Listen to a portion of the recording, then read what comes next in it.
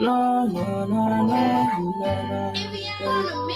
Backdoor vibes, shorty gave me backdoor vibes. I'll be damned if he backed on my 6th grade, rocking me down, shoot up from my feet now. Keep a pole on my waistline. Give a headshot, stinging no FaceTime. Not just a bad nigga, can't waste time. He losing his life, now he tryna chase time. He losing his life, now he tryna chase time. I remember them days. Chasing the bag by any means, nigga, we was trying to get paid. Hey, we ain't had no right way, nigga, we just had the wrong way. Hey, I ain't had no right way. Smash that like button, y'all. Smash that like button. We got something to talk about today, man. I ain't been on here in about 7 days. We talking about everything, man, from Durk to J-Dog them. I still got to talk about J-Dog too. But we talking about Lil Durk for right now, man. It's safe to say, man, that Lil Durk might be fried, man. He might be fried. I'm sorry, y'all. See, man. I ain't even pay attention to the game, man. The Bears lost my money last time, so I gotta get off at 12. I got some shit to do. Tomorrow. But yeah, anyways, we talking about Lil Durk. We talking about the FBG cash, the part that I was telling y'all about. We're gonna get into all this, man. So make sure y'all smash that like button. Hey, nothing should surprise nobody. So all you Durk fans out there, I understand. But look though, Durk did this shit himself. We didn't do it. We didn't tell him to do it. We didn't get paid off of it. We didn't do none of that shit. We just report about it, all right? So just make sure y'all know that, man. So smash that like button. Smash that like button. And we're going to get into the show.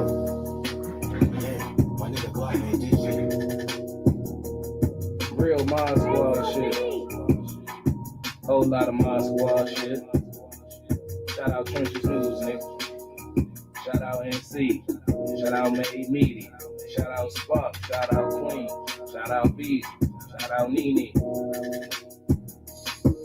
I see hit my phone like Black make us a song. I hit YouTube, found the beat 9 song, and see you can go to her for the latest news, like who told on who and who gave who the blues. Can't forget Queen Lotus, that's 126. Shorty smart as hell, gon' have you thinking about shit. Now let's get on the BZ on the down south shit. Shorty real as hell, she gon' tell you about your shit, and she dropping videos, go subscribe to her shit. Sparks got the visuals and 99% made media out west. He in film mode, nigga. Get that nigga, bring a chick, I bet she feeling on that nigga. And shout out Savage Black, we gon' party on them niggas. Can't forget Nene, she catch bodies in the chat. It's that page fake or real shit. Shorty gon' check, she gon' come back to the chat. Wipe his nosy out the chat. Can't forget Uncle Swipe, Mr. Miyagi to you niggas. You can call him Swipe with Jordan or whatever, say you nigga. And to the ones that left, we ain't worried about shit. But make sure you like the video before you dip. Real Mod Squad shit, yeah. Real Mod Squad shit, yeah. Real Mod Squad shit, yeah. Make sure you like the video before you dip. Real Mod Squad shit, yeah. Real Mod Squad shit, yeah. Real Mod Squad shit, yeah. Make sure you like the video before you dip.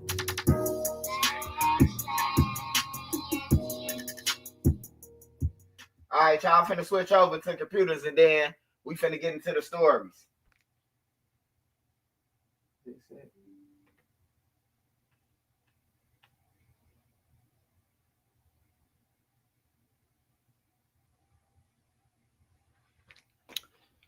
See this shit.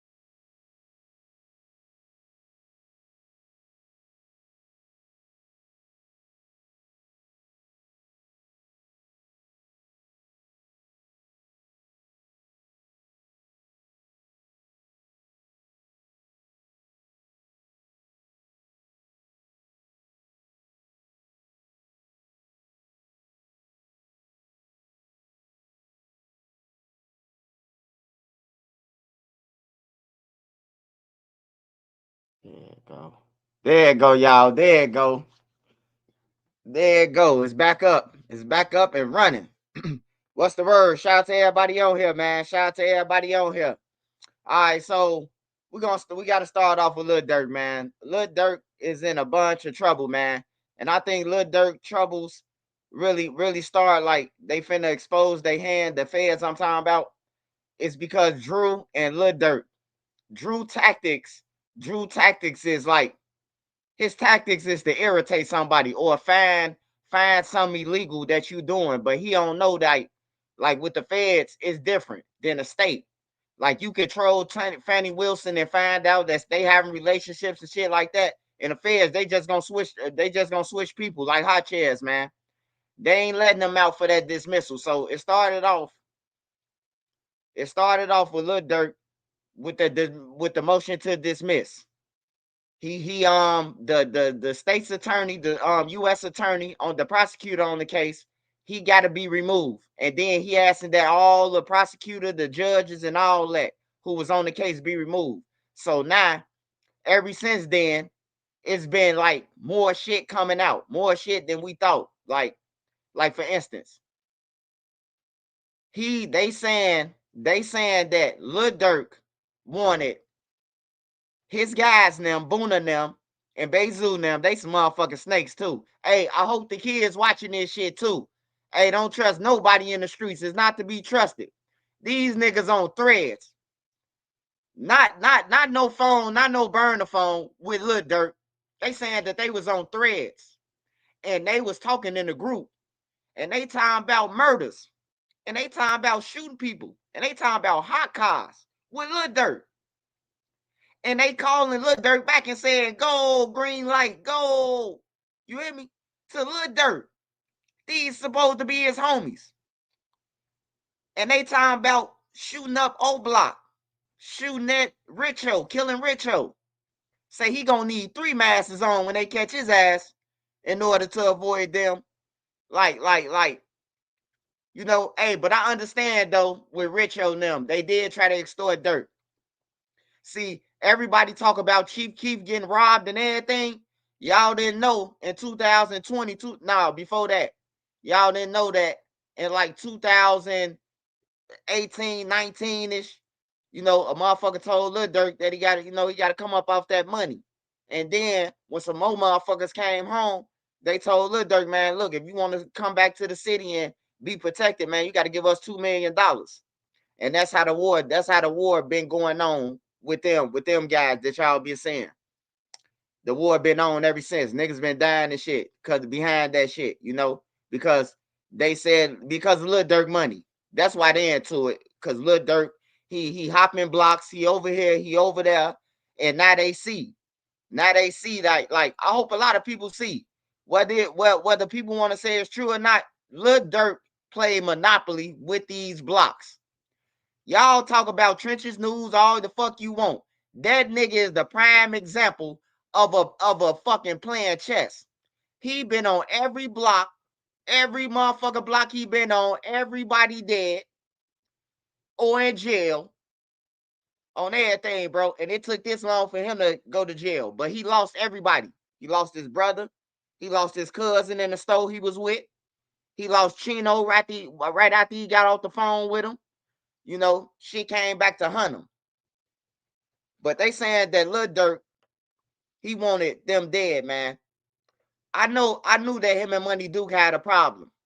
So one day I seen Money Duke, he was on live, and he cut off Lil Durk. He cut off the song Lil Durk that was playing in his house. So after that day, I knew that it was something up. The way that Duke had got up and turned that shit off, you know, because if they was good, Duke would have been like, you know, bopping to it. He cut that shit straight off. So I knew that like it was something. Hey, I just want to say this, man, to the fellas out here. Hey, look, bro. Yo, baby mama, right? Most likely, if you in the trenches, I just want to break this down real quick. Most likely, when you in the trenches and you got a baby mama in the trenches and your baby mama die, right? I mean, not your baby mama die, you get killed, right? So look,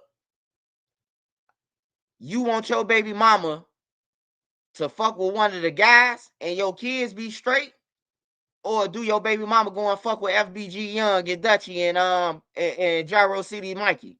Which one would be worse? I'm just asking the question. Which one would be worse? He died because of these niggas. Now his baby mama fucking with them. Which one is worse? You know, I mean, and then you got to take consideration her environment. You know, so him being mad about that, bro, is frivolous. You know, that shit out the window, man. You gone. It's either a nigga gonna step up and take care of your kids and you and it's respect, or he gonna be a loser and use her for her car, her crib, until the law run up in there, or take her car, catch you with a gun. It's either gonna be them two, a stand-up nigga or a nigga who gonna, bring her down. That's all to it. That's just part of life, man. It's two options. So niggas could stop being mad about a nigga fucking with somebody, man. I'm telling you. In my project, bro, I know about 5 niggas that's brothers. And they brothers because 5 of the guys got kids by they mama. So that's how that's they brother. So it's normal to me, man. I'm telling you, man, it's normal. One of the guys get killed. She got 2 kids by the nigga, by the other homie now. Yeah, it's been normal to me. I wouldn't do it to my homie. Like, it's too many women in the world. But if it does happen, I understand. If it do happen, I understand. I understand the situation. Because motherfuckers will be down your neck if you fucking with one of the ops. But since you fucking with one of the guys, man, that bitch fucking the guys and he ain't been gone for a week. He gone now. It's over with. They probably been fucking if it only took a week. Shit, you got to deal with it. But back to Lil Durk. So Lil Durk had dropped the motion to dismiss. And the feds just unleashed the beast, man. They just been unleashing shit. Unleashing it after unleashing it after unleashing. They just dropping shit. You know what I'm talking about? Now with OTF DD, I don't know how some people might interpret it, but I understand that too, because I could tell somebody something in their ear, and then by the time it come back around the room, it ain't exactly what I said. It's how they said it. So I understand that too. But nah, man, Diddy and Dirk them, they Dirk is paying for Diddy lawyer, first of all. And then Diddy is pointing out that he want to get charged for the crimes that he's supposed to get charged for. So if you saying you got me on the text with Dirk, then that's what you got. But you ain't finna put no other shit on me saying I did nothing. That's what Diddy basically saying. He served this case because it's 5 motherfuckers and he ain't trying to go down for nobody else shit. Like, you ain't, like, if you ain't shooting no gun, right? You ain't gonna want to go down for no gun case on no murder because you ain't shooting no gun. So that's what Diddy doing. That's severing the case. That don't mean that he telling or throwing them under the bus. He just severing this case. Marley did AJ. AJ talked all that shit to the informant. Marley got his case severed. So on Dirk, the second case with Dirk, the Stephon Mack, the case that Dirk linked to right now, Marley is severed. Once the feds played that tape, when he said he's a goofy and he ain't supposed to get paid because he ain't do nothing. That's what AJ said about Marley to the informant at IDOC. It's a cold game, man. But Lil Durk in trouble, man. Lil Durk in trouble. Lil Durk is in trouble. Now I'm gonna react to some videos, but I gotta talk my shit real quick. Now, it's one thing to say that, oh man, them just lyrics. Them just lyrics, Swipe. Them just lyrics. Hey, look, man. They become more than lyrics. This shit come in reality, man.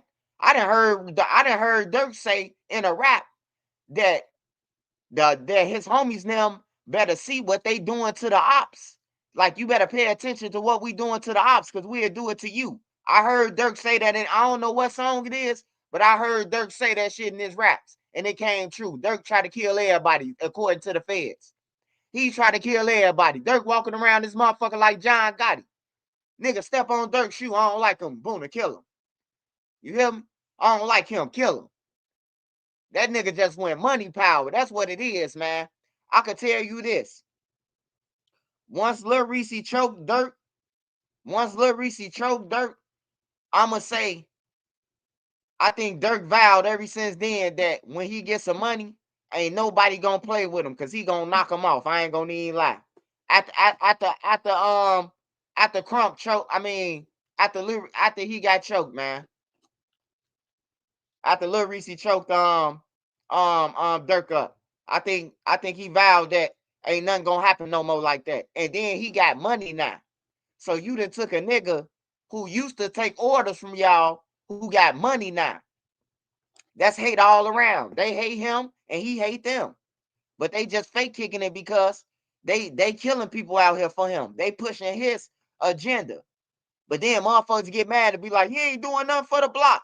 Your stupid ass shit never been killing nobody for him without getting paid off the bat.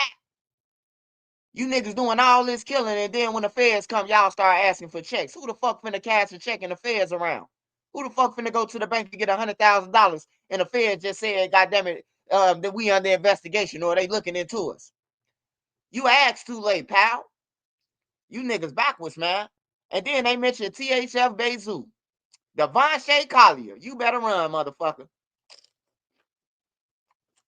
You better run, Zoo. They ain't even say your nickname, Zoo. They said your whole name like you was working or something, brother.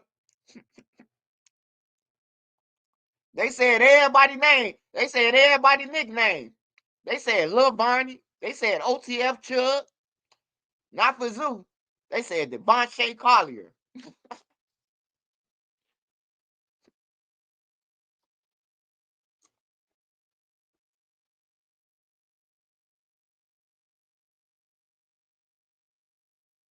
You niggas on threads talking about murders and robberies and y'all calling people snitches and shit. Y'all crazy, man. Hey, look, I just want to say this, man. You don't have to get on the stand to be a snitch. You don't have to motherfucking have no paperwork to do it. Cause look, motherfuckers out there every day, man, getting caught with guns and telling the police, man, I know what another one at. Every day. I know it's happening. We don't know about it though. Don't nobody know about it. So I'm tired of people saying that shit too. I'm tired of people saying that shit. Oh man, he ain't get on the stand, man. That nigga wrote a paragraph. That nigga told them a paragraph under his own will. Fuck you mean? Almost everybody that name Durk name drop fighting the case. Yeah. OTF Boona. He killed somebody for $3,000, man. He killed the motherfucker for $3,000. It was 4 motherfuckers, 5 people. How 5 people gonna spend $3,000, man? I know OTF ain't fucked up that bad, man. I know they ain't fucked up that bad. Well, I know Boona said shit. We rather did it to the Mexican than India. I ain't gonna don't let that go over your head.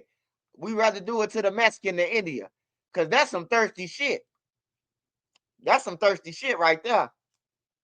Y'all killed the nigga for $3,000 and you with Lil Durk. Man, you could go on live and put your cash app up and get $3,000 fucking with Lil Durk.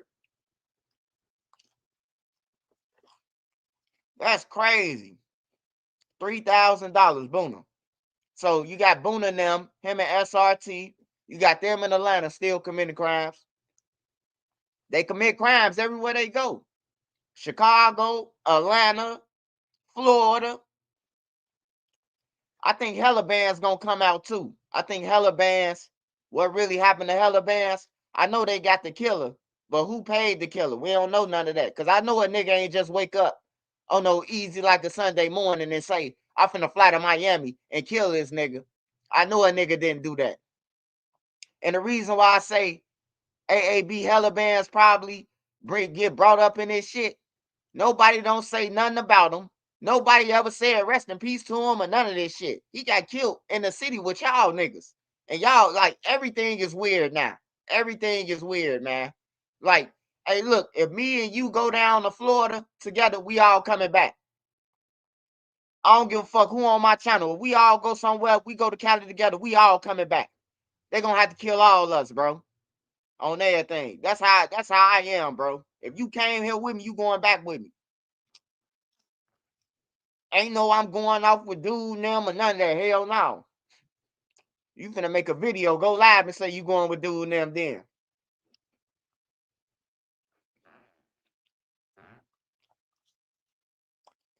But this how the FBG cash came up. So Stephon Mack, if y'all don't know who that is, Stephon Mack is the guy who, hey, smash that like button. Smash that like button. Fuck that. Smash that like button. Smash that like button. Come on now, y'all. Smash that like button.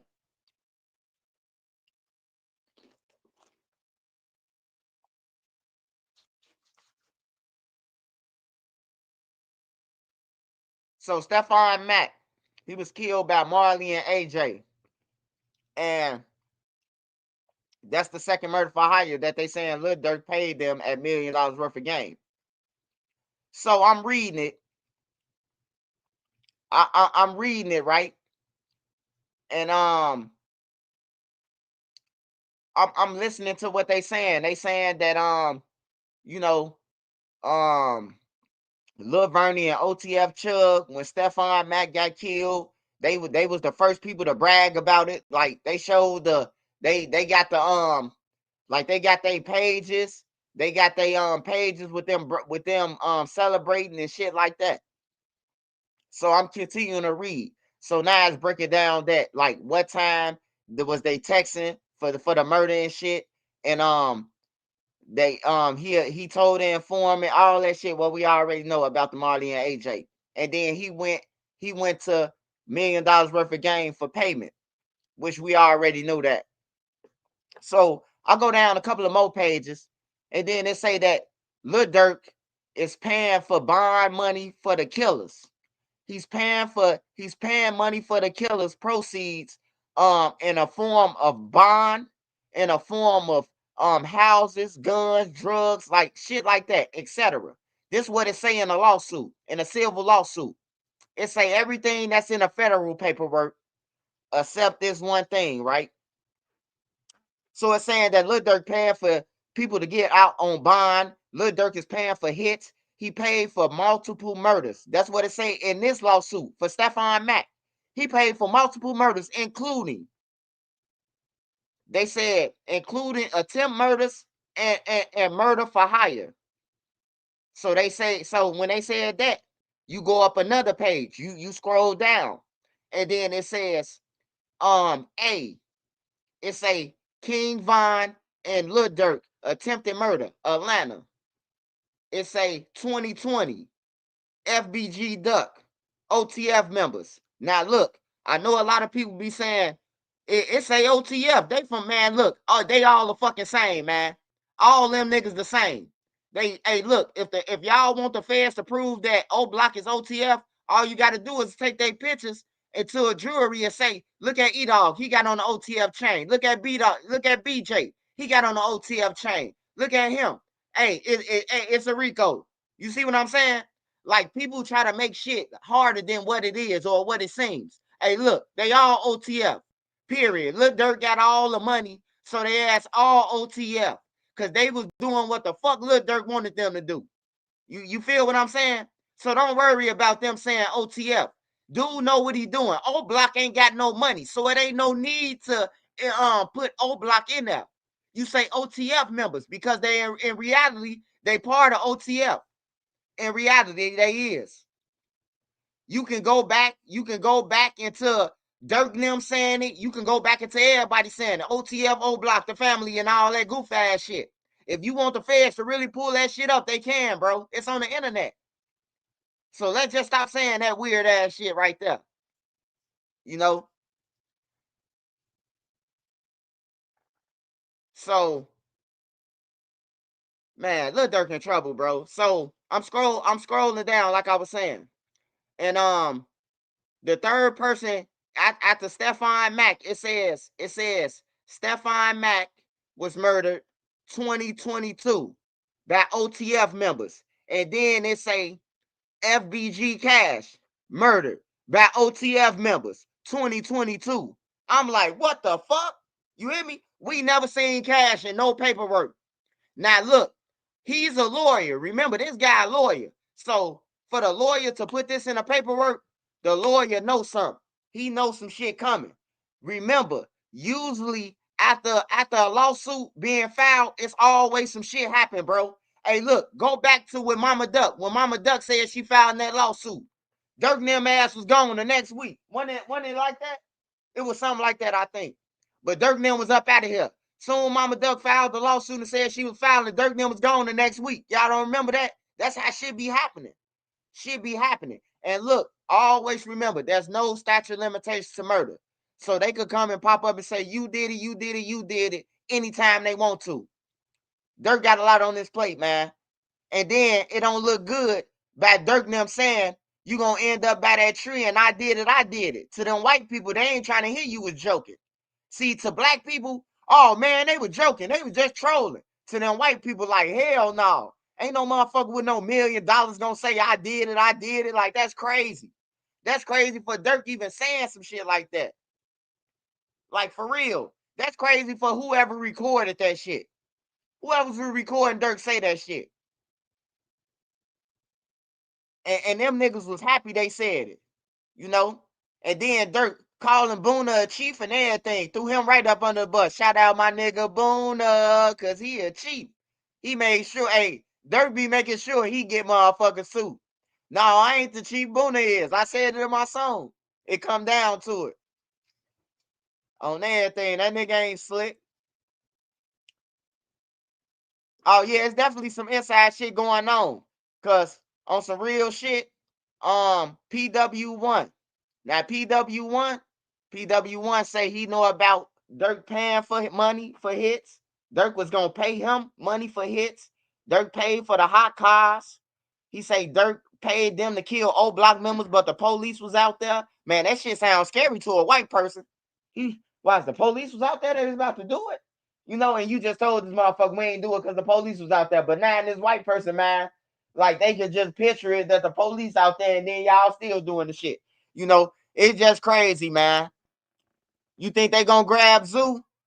Hey, I don't know, man. I don't know. But Zoo, this the first time. Zoo, this the second murder for this the second indictment that Zoo came up in though. Zoo came up in the Oblock. They said Zoo went to go and get the motherfucking OTF pendants for King Von. They said that up in there about Zoo. They ain't really say nothing else about Zoo. But they asked who Lil Durk now was. Do you know Lil Durk? Do they run a criminal enterprise? They said this shit in Durk trial. Like, what the fuck? What the fuck they asking about Durk now for? You know, and this the lawyers. This they lawyers asking about it. Like if Durk was paying for any one of them lawyers bogus as hell. They was asking about him. No, it's a prosecutor witness. It's a prosecutor witness. So he's a prosecutor for the witness. I mean, he's a witness for the prosecutor. Yeah, man, it's all bad for Lil Durk. And then you still got Lil Ted. Lil Ted said he know about a body. I mean, do we still know about it? I don't know. But he sounded like he was serious when he was crying, saying he know about a body. He had me convinced he knew about one. He said, I'll tell you about a body. He said, man, shut up, calm down. He said, man, I'll tell you about a body. He said, man, look, man, hold on. Calm down, man. We'll talk about that body later. Let me read you your rights. He said, oh, that body. And when he got locked up, that time Cash was the freshest body. Cash was the freshest body since then. So I'm thinking like, damn, these niggas really did it. And then they found the car on 79th somewhere, man. Y'all got to look it up and see where they found it at. But I know it ain't too far from these dumb motherfuckers. So I wouldn't be surprised if a motherfucker killed Cash and then rolled to their house and went in their house, man. Like this how stupid these motherfuckers is. King Von fucked up Durk life. And I ain't gonna lie to y'all, man. I know a lot of people, they hate when I say this shit, but hey, Durk ain't start acting too gangster, bro, until he got with Vine, bro. I ain't gonna even lie, bro. Durk was cool, a smooth guy. Like Durk used to be Reese now flunky, bro. I swear to God, bro. Reese them know I ain't lying. They know I tell that shit, bro. Like for real. He used to be they send off on some real shit. Like they robbed somebody, Durk robbed him. They'll send Lil Durk to do it, running the trap and do it. I'm telling y'all, bro. Like, I really know these niggas, bro. I don't know about no other bloggers, but I really know them. Before the money, he was a flunky. He was a flunky. Lil Reese always been a top dog, bro. He always been a top, he always been that nigga on some real shit. He always been that nigga. Yeah, but Durk always was smooth, man. Little quiet nigga, stayed with a gun on him, would rob you and shit like that. Like, niggas know that he'll get active. Like, niggas know Durk will get active, but like, he ain't started getting gangster. Like, niggas better be cool before I put $1 million on your head. Like, man, come on, man. Like, when I started hearing Durk say that shit, I'm like, nah, this nigga going way too far with this rap shit, bro. Like, he really capping. Like Cairo and them say Herb capping, he really capping. But then I noticed that Durk switched it up. He don't say I did it. He tell you who did the shit. You know what I'm talking about? So that lets you know that he ain't doing nothing. He ain't doing no sliding. Durk finna get locked up for everything that he sent another nigga to do. It's finna come to him. Everything that he sent another nigga off and another nigga family had to die, that's he finna go down for it. Durk finna go down for it, bro. They won't look Durk. Hey, look, I guarantee right now, everybody else could cop out for 30 years right now if they say Lil Durk did it. All of them. Vonnie still Vonnie missing right now. Everybody jumped on the motion except Vonnie. We can't find Vonnie, y'all. We can't find Vonnie. And then they say PW1, they said that he know about a lot of shit. It could potentially be Vonnie. Vonnie know about a lot of shit, man. They had Steve Urkel on hits. And he know about everything. And guess one thing about Vonnie? Vonnie, Durk was Reese's son. He was never a gangster. Yeah. Durk. Hey, nah, don't call me no FBG swiper, nigga. Don't call me no motherfucking FBG swiper. He gone. Yeah, don't call me no FBG. Long live FBG Duck though. Fuck you talking about. Only FBG I knew of from Future. Free bands, nigga.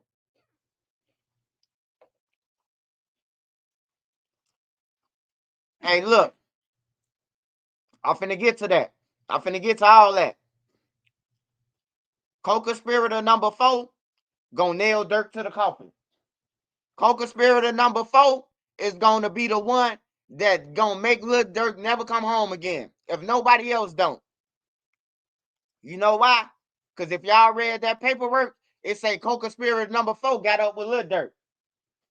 Hey, y'all got to go back and read that paperwork. See, a lot of people be skipping over shit. Not Trenches News, man. It say co-conspirator number 4 called Lil Durk them, and Lil Durk them got the wheels rolling. Facts. It's in the federal paperwork. So number 4 is gonna get Lil Durk nailed to the cross. You ain't got to worry about TTE, Lil Ted, or Jam, or none of them. Number 4, who did you call? Who did you call when you seen Quando Rondo? Dirk Banks. Do you see him in the courtroom? He right there. Dirk gone. It's over with. That's who gonna nail Dirk to the cross, man. Co-conspirator number 4. Cause co-conspirator number 4, he could get the lesser time. He just seen them and made a call. You know.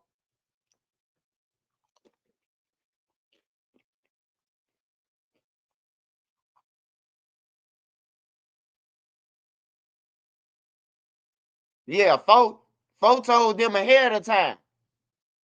That's who gonna nail Dirk. What number 4 at? Number 4 ain't in jail. What Jam at? Shit. Motherfuckers getting on platforms talking about Jam ain't did this and Jam where he at then, nigga. Cause I know Jam. If Jam would have heard motherfuckers saying, "Oh, Jam the one did it," on my mama, bro. I don't. Hey, look. Just one thing I know about jails. Somebody got one. Somebody got a phone in one. First of all, no matter what jail, every jail, somebody got a cell phone. One person got a cell phone, and if not, you can get on the phone. Jam a real member from his block. So he got people that's gonna put money on the phone and everything. Jam would have got on the phone and threatened the whole city, man. Quit playing with my motherfucking name. Free Smirk. He ain't said none of that shit, man. It's been a whole motherfucking year, bro. On some real shit. Jam got caught in that jam, goddamn it. And he was like, Jam weighed it out like, Lil Durk really a bitch. Ain't nobody gonna say nothing to me. Fuck that. Hey, give me that deal. On everything. I can tell you how that went if it went like that. Jam them looking at Lil Durk like he a bitch. And then Jam looking at it like, man, this nigga made me hot. Every song Lil Durk saying Jam get out that jam or Jam killed the nigga. He was killing niggas. He had murders way back then and all type of shit he was saying about Jam. So I know that's probably the first motherfucker they grabbed when they caught him with that switch. When they caught him with that switch in that car, they probably told Jam ass like, hey, look, we can give you an armed habitual criminal. We can give you we can hit you over your head. Or you could tell us about this and you know. Co-conspirator number 4, Brick Baby. I don't know, man. Whoever co-conspirator number 4, though, he ain't gonna want to go to jail for the rest of his life for dialing the call for 30 seconds and saying that he seen Quando Ron, though. That's some shit right there. You made a 20-second call. Hey, Smirk. Hey, what's Smirk at? He right here. Hey, Smirk, man, I seen the nigga. What's on there? Click. All right. We got him. Click. You finna go to jail for the rest of your life for that shit? Hell no. Huh. It was Lil Durk. I was talking to Lil Durk, right?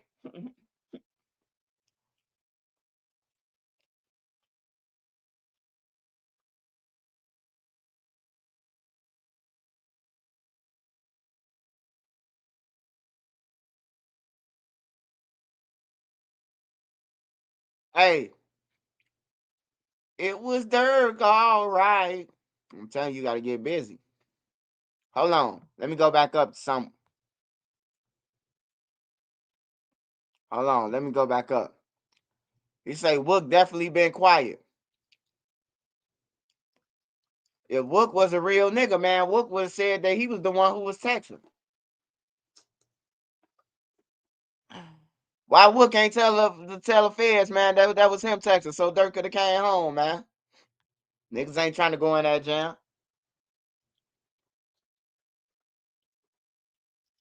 Damn, he had a clean 40 million.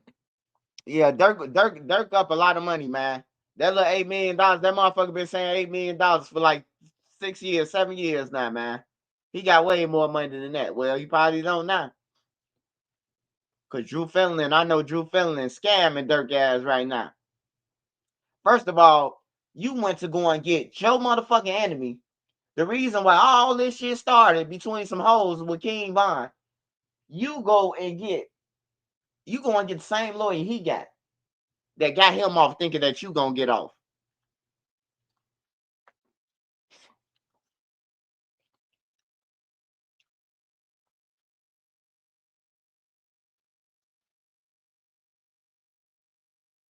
Oh yeah, them podcasts definitely. So I'm finna react to the paperwork. I'm gonna watch some videos and then I'm gonna react to everything they said because I can't remember everything they said off the head. But don't go nowhere, y'all, because it's a lot of shit with Lil Durk. I just can't remember all that shit, man. It's so much shit that just came out within the last 3 days, bro. Like, and then it's pages on top of pages, like the Stephon Mack case, like the paperwork. That motherfucker 93 pages. And it's talking about all the crimes that OTF did it. And I can say a lot of them crimes is vouchable on everything, bro. So I know that shit ain't fake. You think OTF gonna tell? Man, everybody ain't going to jail, man. If they don't tell now, they gonna tell later.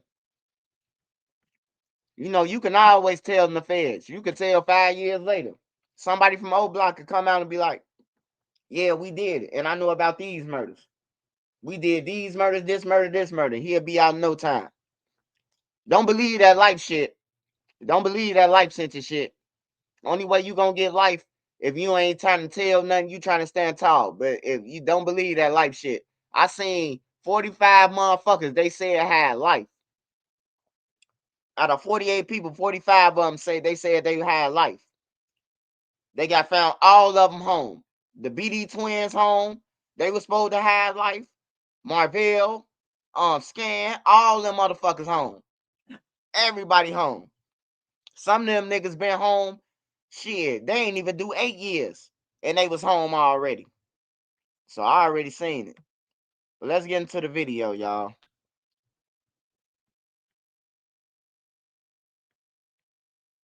All right, who got the one first? I know Trap Lord Ross. I know he went. I know Trap Lord Ross went federal with his reaction. So I'm gonna go to Trap Lord Ross. Shout out High Haven, man.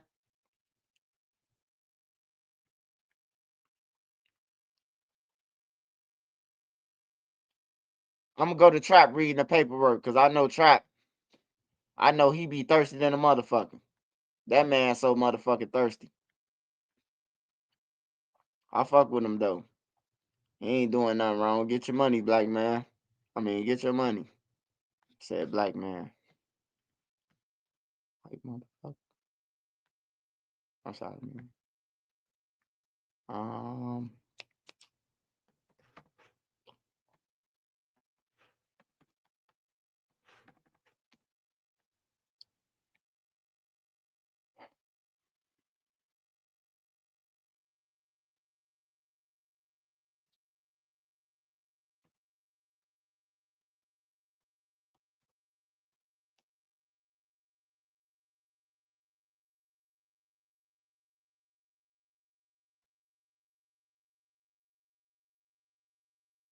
Hey man, Lil Durk did backdoor money Duke either, man.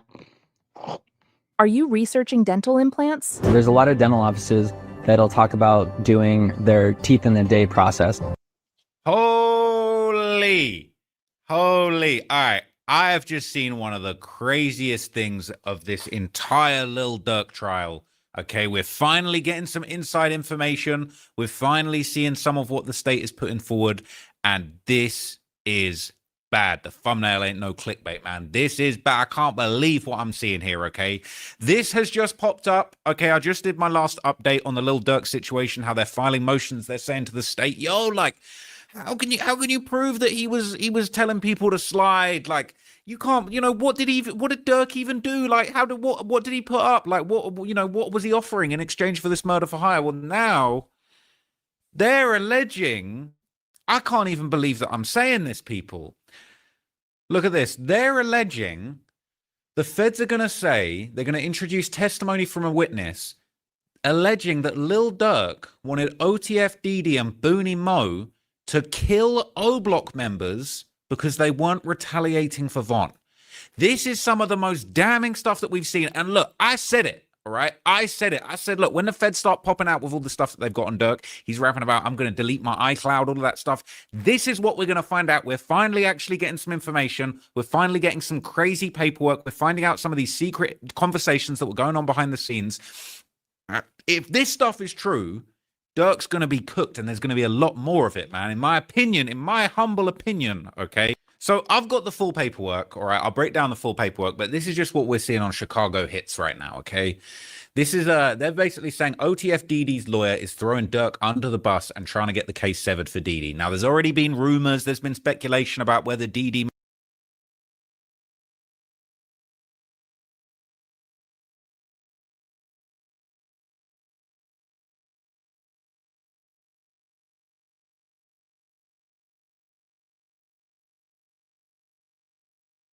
all right, I'll break down the full paperwork, but this is just what we're seeing on Chicago Hits right now, okay?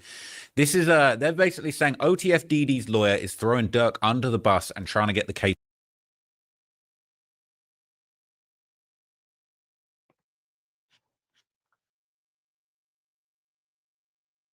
Prince News, better watch out. Smirk still got that Apple Watch in there. Ask that nigga, do he want to sell it?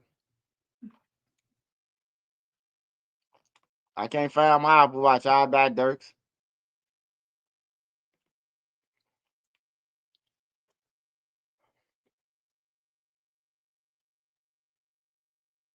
Matter of fact, who else reacted to Lil Durk paperwork? Fuck it.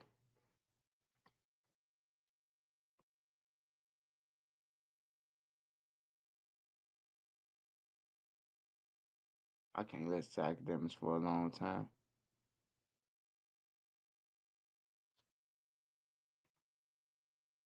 I got a Mazzato knife, and what followed was an absolute fiasco. Here's what really pisses me off. I've wasted thousands on knife sets that can't do half of what this one does. Academics for a Lil long. Durk's federal case just hit a whole new level of chaos. So authorities are now requesting an anonymous jury after alleged threats against a judge and prosecutor. Prosecutors say the rapper tried to destroy an Apple Watch in jail to cover his tracks, and he's now being accused of allegedly taking out hits on his own Oblock associates. With his trial currently set for January, the stakes couldn't be higher. We are going to break down all the latest updates in this case with a former federal prosecutor. Welcome to Sidebar, presented by Law and Crime. I'm Jesse Weber.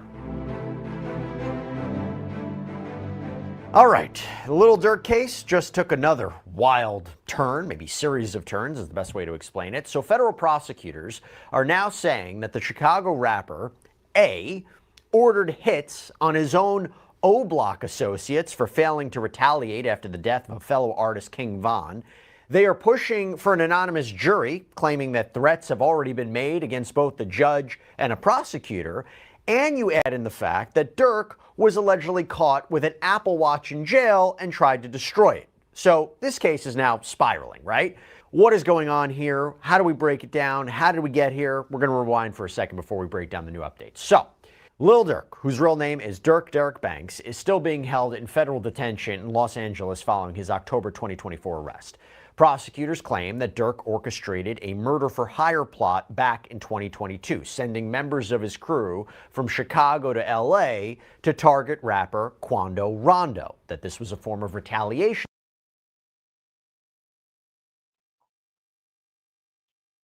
Hey, I told y'all, man, the murder for hire in Chicago is not over with, bro. Don't listen to them people, man. Lil Durk is still involved in that shit, man. Somebody paid Shorty them, man. Somebody had to pay AJ. It ain't over with for Lil Durk, man. He fighting both of them motherfuckers. Well, they gonna bring out the can of worms. What I think is happening, the one trying to see what's going on with the other one. Chicago trying to see if California gonna fumble the ball before they crack him over his shit. That's what's going on.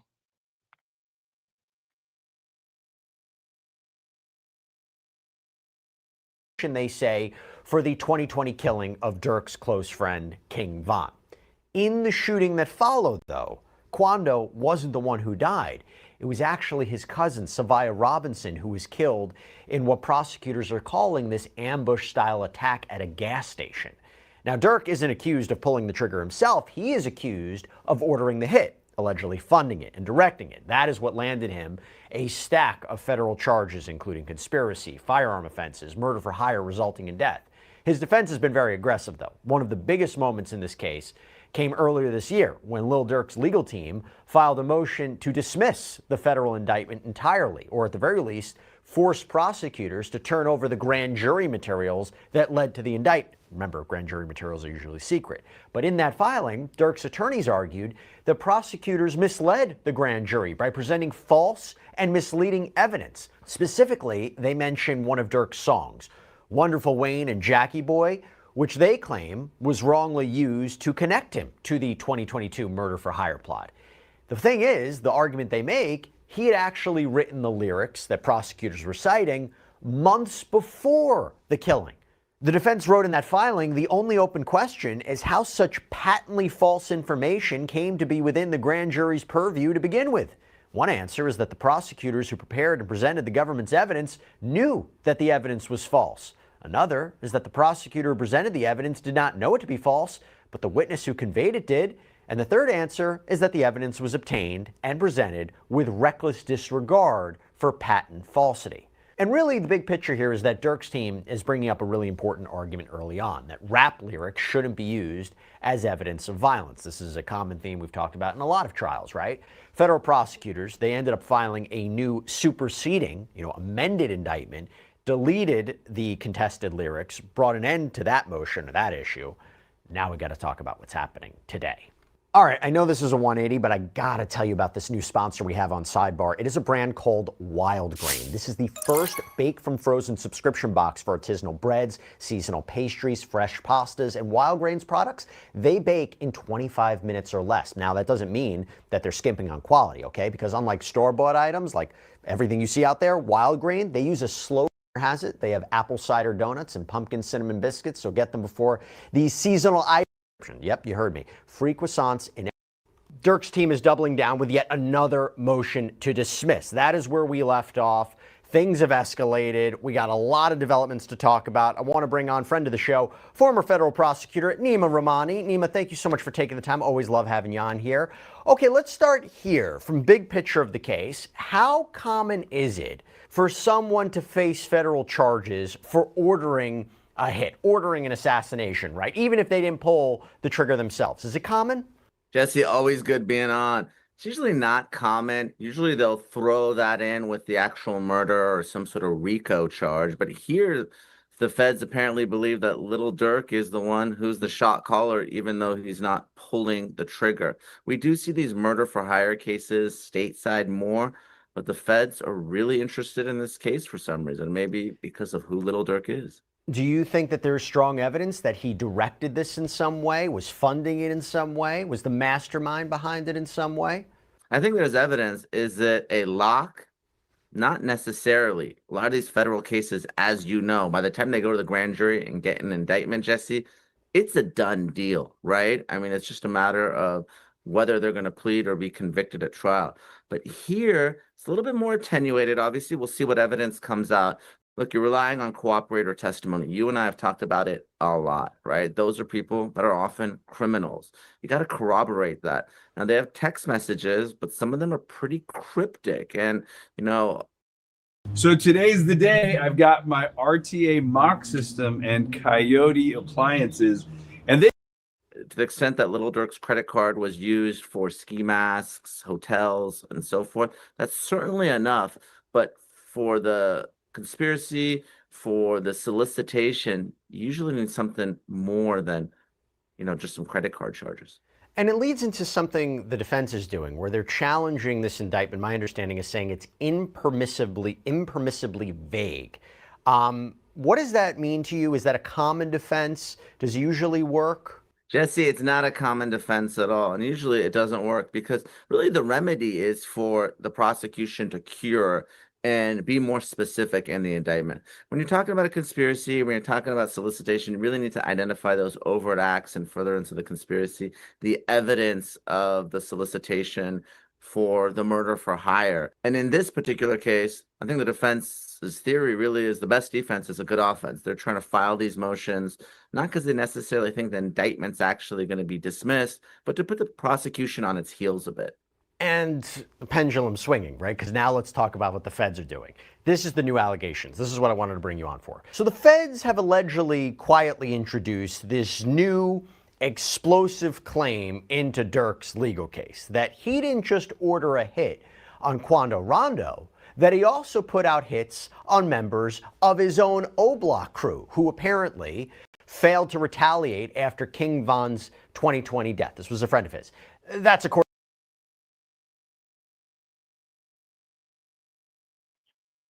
Hey, man, that's crazy, man. Hey, that's crazy, man. Hey, and if that shit true, that's gonna make Oblock and them say fuck him on everything. This nigga's plotting to kill us. Whole time he was fake kicking it with us. Like, that's crazy. That's crazy in the motherfucker. Imagine you doing 20 years or finna give life, and they say, man, Lil Durk was gonna kill you, right? And then they play a tape. Yeah, man, kill that nigga, move up. What you do after that?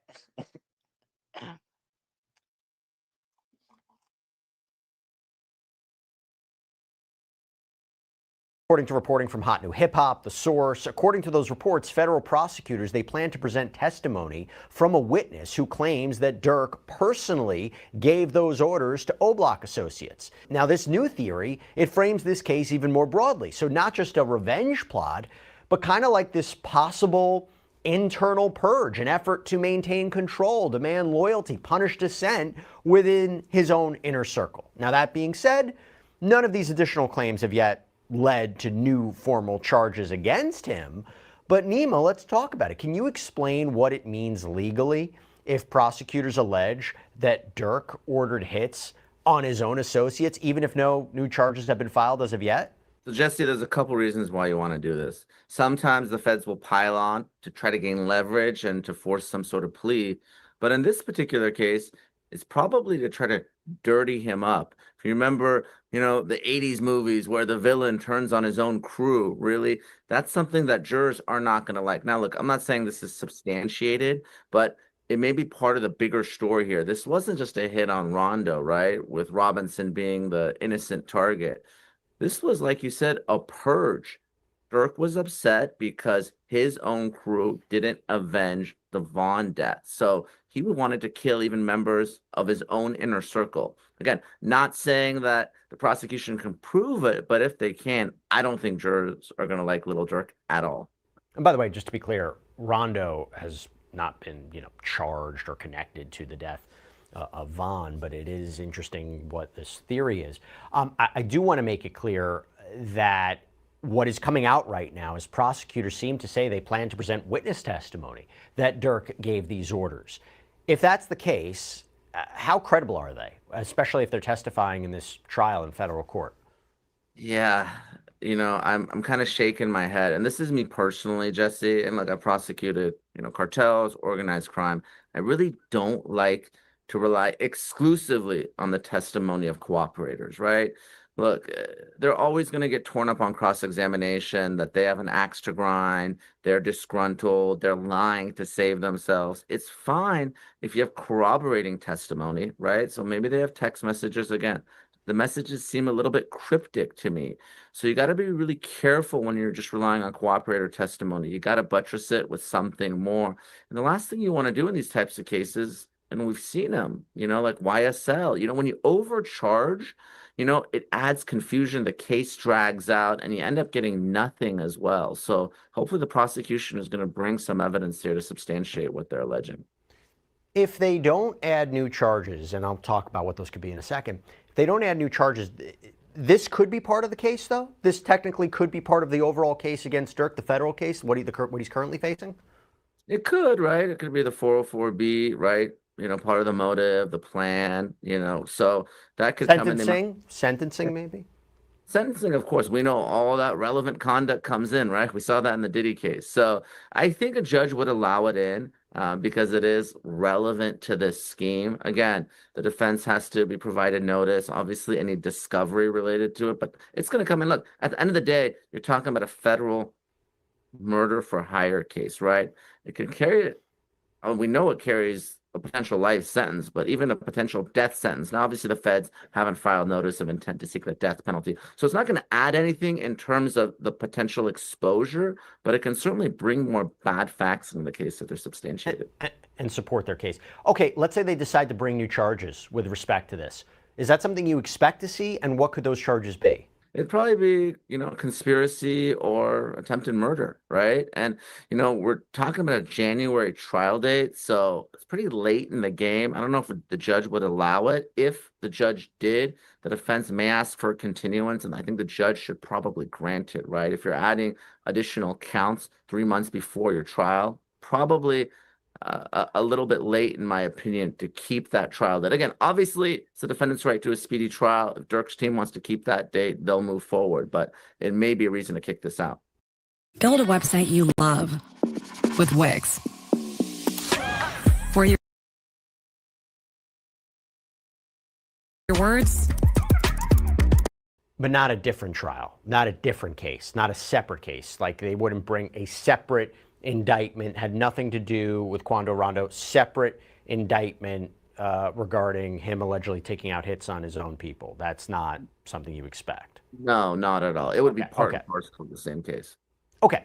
Now I want to talk about something else. I want to talk about the second motion to dismiss by the defense. So on October 6th, Lil Durk's legal team filed a second motion to dismiss the federal indictment. And they argued once again that the case against him is too vague to be fair.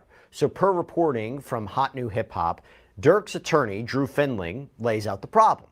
That while the indictment claims that co-conspirators carried out acts at the direction of Durk, flying to LA, tracking and stalking Quando Rondo, attempting to kill him by gunfire, procuring firearms and other equipment, that it fails to provide specifics about what Durk himself allegedly did or said. As Findling writes, while the indictment alleges that the co-conspirators carried out various acts at the direction of Mr. Banks, flying to Los Angeles, tracking, stalking, and attempting to kill TB by gunfire, this is Quando Rondo, and procuring the firearms and equipment used to do so, it fails to give any specifics. When, where, how, and to whom did Mr. Banks give these alleged directions? To ensure the basic fairness of this trial, the defense is entitled to know. He adds, what the indictment fails to tell us are the very things that the defense is entitled to know, the operative facts underlying the government's theories of Mr. Banks' guilt. There is no allegation here that Mr. Banks physically participated in the stalking and shooting at issue. And Durk's legal team has also called the indictment, as we mentioned, impermissibly vague, demanding clarification on the government's allegations. Quote, it leaves the defense to guess as to the government's theory of guilt, and it leaves the government free to change that theory as its cooperators' stories morph over time to meet the demands of a conviction. Nima, do they have a point? How much do prosecutors actually need to lay out for the defense? This is, again, you mentioned Diddy, big part that was litigated leading up to his trial. How much would they be made aware of what the theory of the case was, what the evidence was going to be presented? How much do prosecutors legally need to lay out and tell the defense? Yeah, it's a due process issue. So the defense has to be given enough information to be put on notice of the nature of the allegations. But as far as, dates and times and specific statements, look, the indictment's not evidence, right? That's all witness testimony that's going to come out at trial. So I think the prosecution, as long as they can allege the unlawful agreement, the overt act and furtherance of the conspiracy, and generally lay out the actions of the co-conspirators, I think that's enough. And I don't think the judge is going to dismiss based on vagueness. That idea of, hey, they could just change their theory. They can change it as cooperator stories change. That's not going to persuade a judge. You don't think? Well, that goes, in my opinion, that goes to the weight of the evidence, not the admissibility, right? So you're not going to get a new indictment, right? You can cross-examine folks if they change their story, right? And again, none of this is evidence. Even if they put a specific statement in that indictment, and the witness were to testify to something different, the witness's testimony controls, right? You can cross-examine on anything, right? You can allege that, well, didn't you previously tell law enforcement or prosecutors that it was on such and such date? Now you're telling us it's on a different date. I mean, that's fertile grounds for cross in any case, but I don't think it's grounds to dismiss the indictment. That's a pretty extraordinary remedy. Well, a hearing on this new motion is scheduled for November 18th, so we'll keep a careful eye out on that. But I do want to move on to something that is very troubling, okay? Alleged threats against prosecutors and judges and a request for an anonymous jury. Let's talk about this. So authorities reporting that supporters of this rapper have issued multiple threats targeting key figures in the case. According to an FBI report that was filed in the Central District of California, fans of Lil Durk have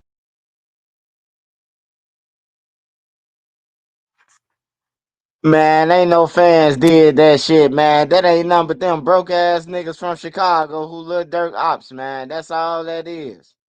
Them niggas calling in. We gonna kill you if you don't do nothing, and then to get them more time. Yeah, that ain't no ops doing. That ain't no fans doing that shit, man. That's Lil Durk ops, man. Probably some of his homies. Motherfucker trying to make sure he don't come out that motherfucker. It's safe to say Lil Durk going in the cell where Larry Hoover just came from, though. It is safe to say that. have allegedly vowed physical harm and gun violence and even arson if the Chicago rapper is convicted. The threats have included 4 voicemails that were apparently left on a U.S. magistrate judge's phone. One message reportedly stating, if they get life, I'm going to burn this mother bleeper down. They being Lil Durk and one of his co-defendants, DeAndre Wilson. Now, the alleged intimidation extended apparently to the prosecution team as well. Assistant U.S. Attorney Ian Yaniello, one of the lead prosecutors, reportedly received a call from an unidentified male who warned, free Durk or be shot. Now, citing these incidents, the government has requested an anonymous jury. Writing in court filings, defendant supporters have already attempted to intimidate individuals connected to this case. Nima, I have a few points about this. First of all, have you seen something like this before? If it's true, have you experienced something like this before? How common is it? Look, I got threats when I was a federal prosecutor. It's part of the job, Jesse. I mean, if you're going after the bad guys, they're going to make threats. Now, a lot of these threats are not substantiated. And look, it's easy for me to say, now that I'm out of the Department of Justice, to say it's not a big deal. Don't worry about it. But if you're a judge, if you're a prosecutor, this is what you sign up for. So I'm sure it's not fun to get threats from fans or the defendant or, his family. But this is not unexpected. And I got threats all the time when I was a prosecutor. The idea of this justifying an anonymous jury. And what is an anonymous jury? Don't we always have anonymous juries? Don't we not know the identities of these people? So what does it mean to have an anonymous jury, and would this justify it? So on Law and Crime, obviously, when we televise the trials, they never show the jurors, right? But the lawyers, they know the identity of the jurors, right? That way they can do their research on social media, see what their political affiliations are, if they've said anything about the case. Truly anonymous jury, that information is even withheld from the lawyers. Again, not very common. It's really, we talked about different extraordinary remedies, pretty extraordinary. Obviously, the judge in these types of cases has a lot of discretion on how to handle the jury, but I would be surprised if we get an anonymous jury based on some voicemails and that type of thing. Look, this is social media. I'm sure there are folks who are watching. They love me and you, Jesse, but people say all sorts of crazy things. So I don't think it's enough to get an anonymous jury just yet. Would they be in a separate room if that were the case? Like, do they hear the case? They hear the trial from a separate room on a camera or something? I mean, how would the defendant or everyone else not know who they are? Yeah, I mean, that's a possibility. We've seen that. Sometimes they'll have two juries for different issues in the case. One will be in another room. It's possible, but again, like if you're the jury, think about it. I mean, you need to assess the witnesses and their credibility. You need to look at them eye to eye. So it really becomes problematic when you start doing things like this. Again, I would be very surprised based on what we've heard, some voicemails, if we do get an anonymous jury.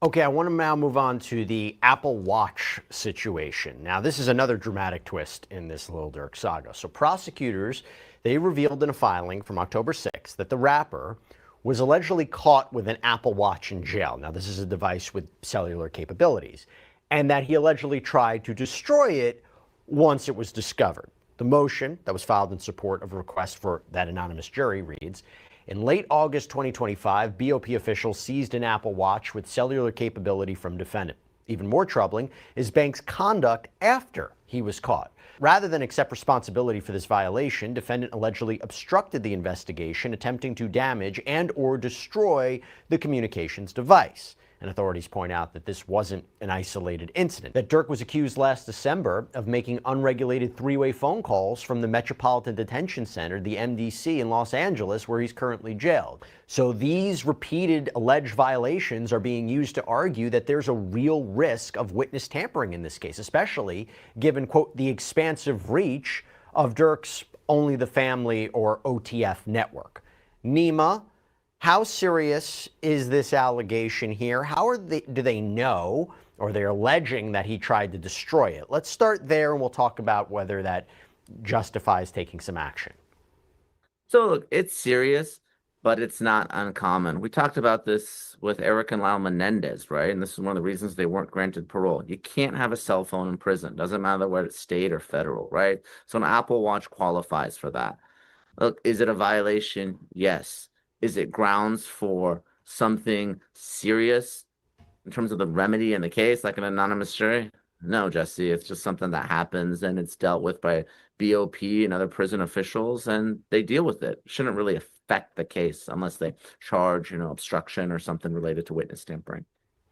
And again, does it justify an anonymous jury? Does it justify adding added protection to witnesses in this case? I don't think so, Jesse. You're talking about something that, again, even though it's a violation, it's not uncommon. The three-way calls, we talked about that in the Diddy case, right? That was something that he was doing as well. So, look, It's wrong. It's not right. But again, to completely change how we handle the criminal prosecution in this case doesn't make sense to me. Should just proceed as normal.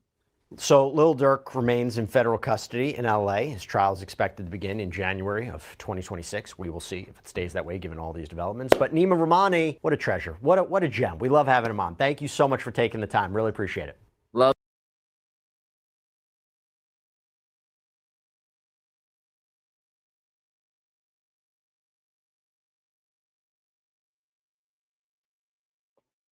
Yeah, man, it's crazy. It's gonna be crazy for Lil Durk to see this shit, man. Cause I ain't gonna lie, man. If the feds just pulled that, just imagine they could go through all his shit, bro, and put out everybody he talked about, slammed out and everything. If they got the Oblock shit, bro, they got more murders and everything, bro. Like, I think Lil Durk, fuck, man. He just better hope that the count don't go up. Why is he in that motherfucker waiting to go to trial for one? Cause in that Stephon Mac paperwork, it say that Lil Durk and them killed 4 motherfuckers, man. Lil Pab, Cash, Stephon Mac, and who else? It was like 5 people on there. Xavier Robinson and some shit.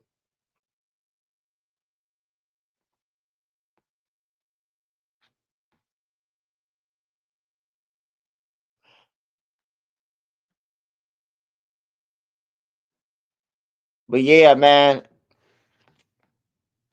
the boy Smirkio, man, he was running around this motherfucker like John Gotti. I still can't believe, man. I seen the Trap Lord Ross, bro. Well, Trap Lord Ross was talking about the part where I'm trying to find the part with like Gucci Man. Who the fuck did Cuff Boys do one?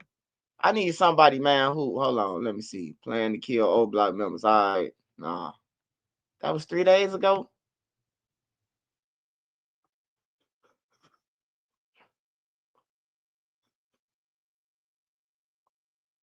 Hey, Lil Durk ain't got shit to do with Money Duke, man. For real, he ain't got shit. We ain't gonna put no murders on him, man. He done killed a lot of people, but he ain't killed Money Duke. I mean, allegedly, he killed a lot of people. I don't know. He been waving his money around. I ain't getting none, but I heard that a couple people was balling out for a couple months with a little bread or something. But yeah, he ain't had nothing to do with Money Duke, man. Money Duke got killed by a motherfucker who didn't have nothing to do with the Front Street shit or that he just BD. And Money Duke took advantage of that. He got the man weed, and then he knowing that he in tour with Front Street, but you ain't in tour with him because he just came home. He older, and Money Duke put, I ain't getting you shit. He gonna take the man shit like he gonna just let you take his shit because you in O-Block. Like, I don't know what got into Money Duke. He might be King Kong, but then you might hire Godzilla. You feel me? Like, shit, well, King Kong, Godzilla, which one would you pick? King Kong, Godzilla, is that a good thing to compare? I don't even know which one of them. I never watched any one of them. I just heard of them. But y'all get what I'm saying.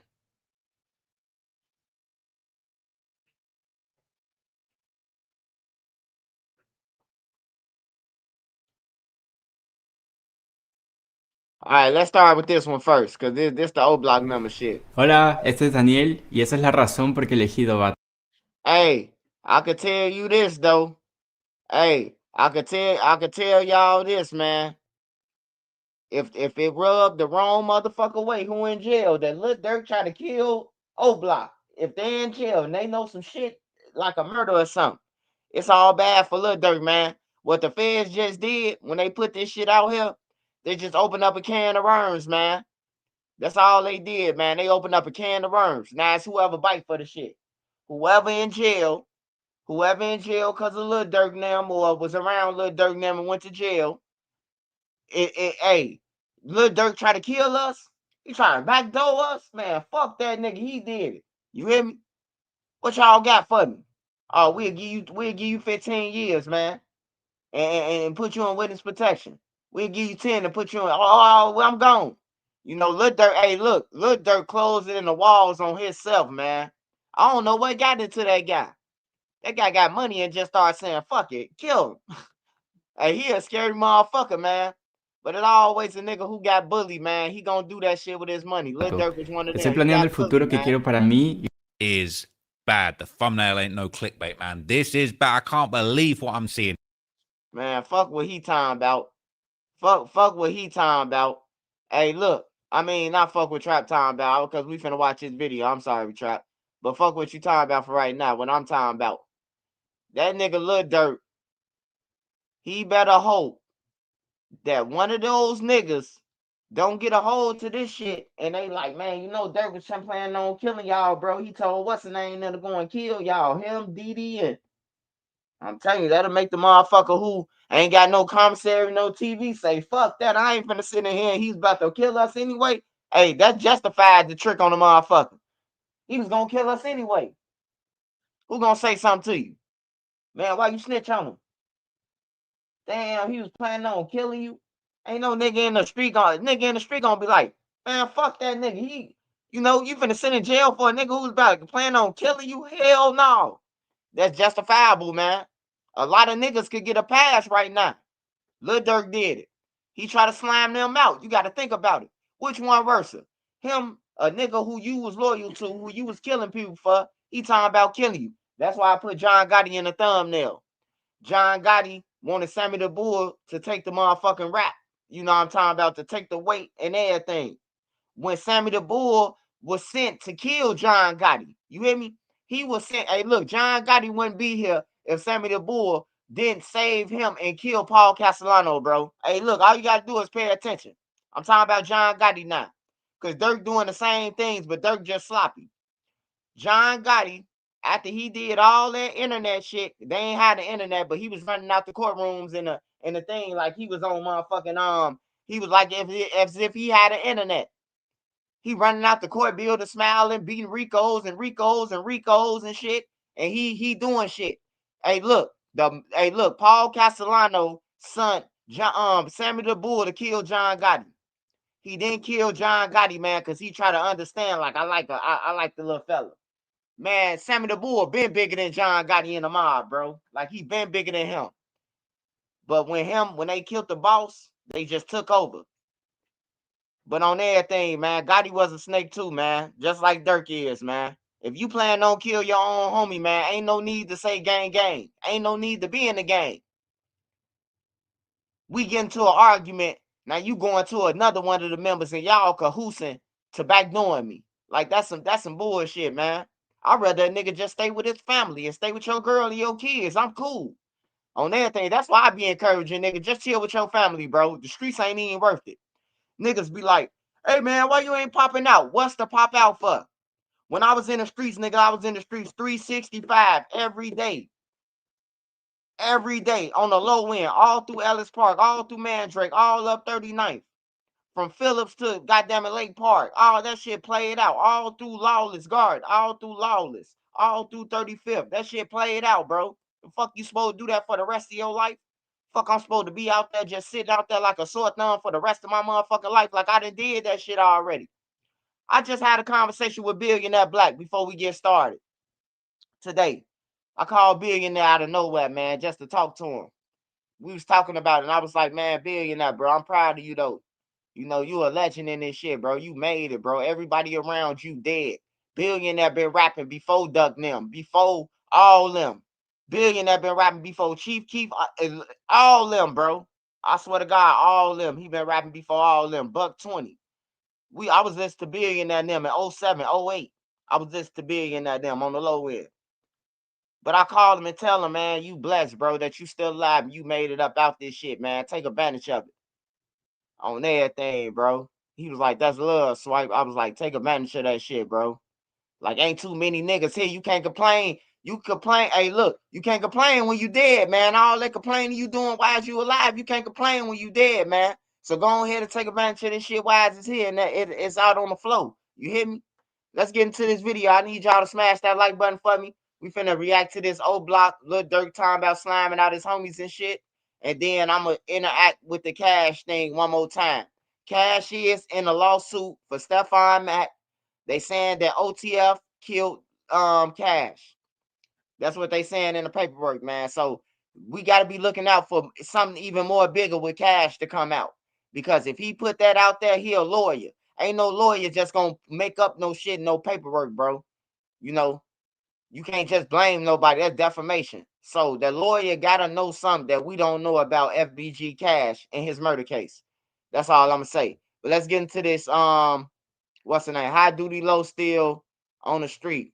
Duty Low ain't never did shit. Duty Low, what they gonna lock him up for watching Lil Durk kid? No, not being funny, Chelsea. He the babysitter. That's Mr. Bell over there. Hey, look, we gonna let you in a couple of videos, but your job is to watch the kids. In here, okay? This has just popped up. Okay, I just did my last update on the Lil Durk situation, how they're filing motions. They're saying to the state, yo, like, how can you prove that he was telling people to slide? Like, you can't, you know, what did Durk even do? Like, what did he put up? Like, what was he offering in exchange for this murder for hire? Well, now they're alleging, I can't even believe that I'm saying this, people.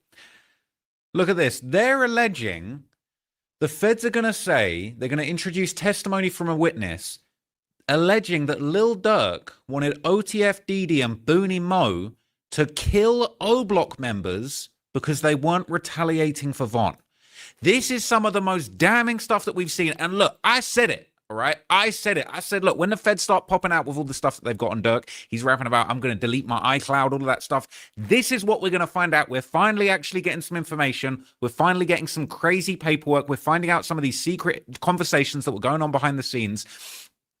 If this stuff is true, Durk's going to be cooked and there's going to be a lot more of it, man. In my opinion, in my humble opinion, okay? So I've got the full paperwork, all right? I'll break down the full paperwork, but this is just what we're seeing on Chicago Hits right now, okay? This is, they're basically saying OTF Didi's lawyer is throwing Durk under the bus and trying to get the case severed for Didi. Now, there's already been rumors, there's been speculation about whether Didi might be cooperating, trying to get a deal, trying to take a plea, whether that's a cooperation plea or just trying to plea out to get a more favorable outcome than taking it to trial and losing, which it looks like Durk might well be lining himself up to do, okay? But this says, okay, DeAndre Wilson, which is OTF Didi, okay, they're moving for an order severing his trial from this trial, the trial of co-defendant Durk Banks and anyone else, okay? They're saying the motion is made pursuant to a federal rule on criminal procedure 14 on the ground a joint trial will cause compelling and incurable prejudice to Mr. Wilson as a result of prejudicial spillover from extensive other acts, evidence noticed by the government that will overwhelmingly concern Mr. Banks and other alleged actors and would not be admissible against Mr. Wilson if he tried alone. So he's saying, yo, Durk was over there with the members wiling out, doing crazy stuff. I need to be separated from that. That doesn't necessarily mean he wants to be separated for snitching, but he's basically saying, I want to be separated from that because when this jury sees the evidence of what Lil Durk and these guys were doing behind the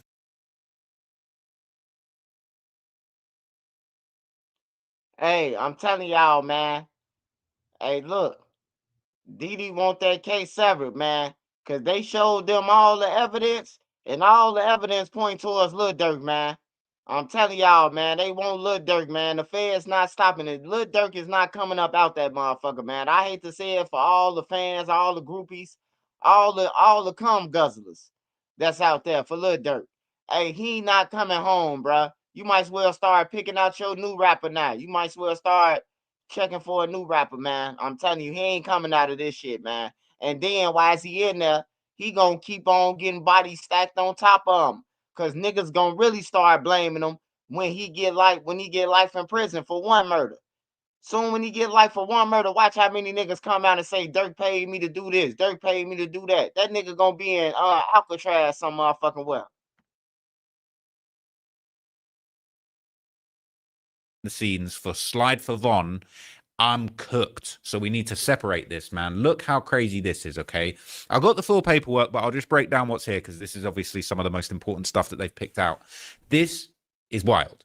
Mr. Banks to an alleged bounty for the killing of Mac. Mr. Wilson is not identified in connection with the incident.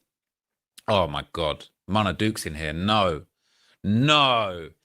I can't even believe. I'm gonna tell you some stuff after I'm done reading this. It's gonna blow your mind, okay? April 2023, text chain, Mana Duke feud.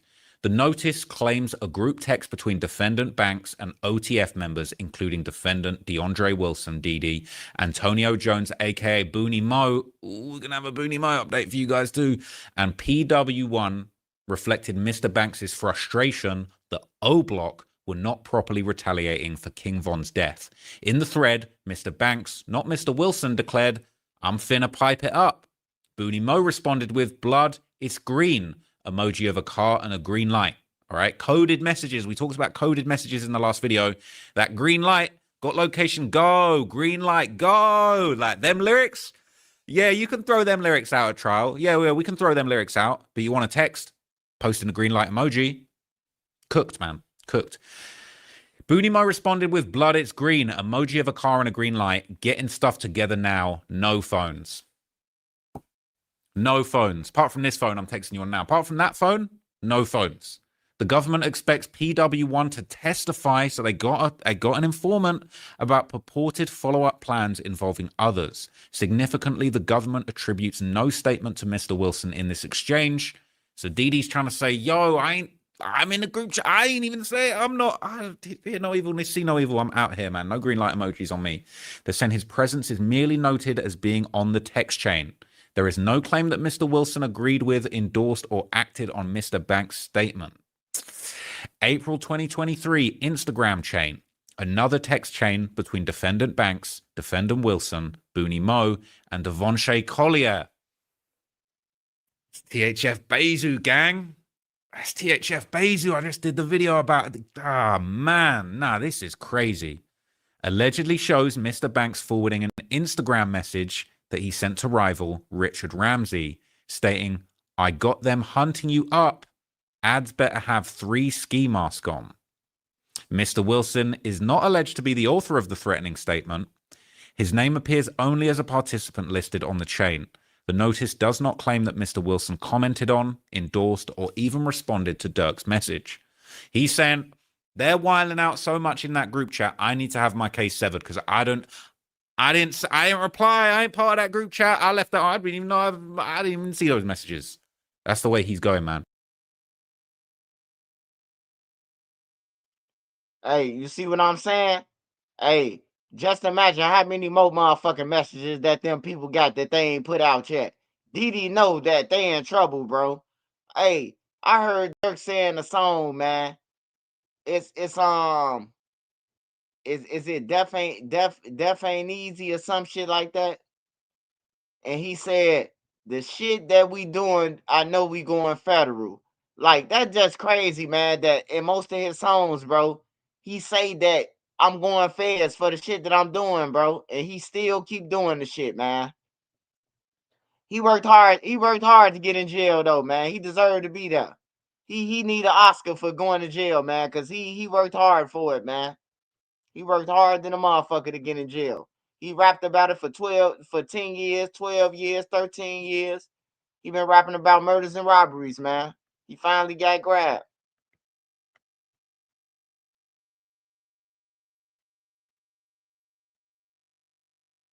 He bust his ass to get in the Hall of Fame of the Feds.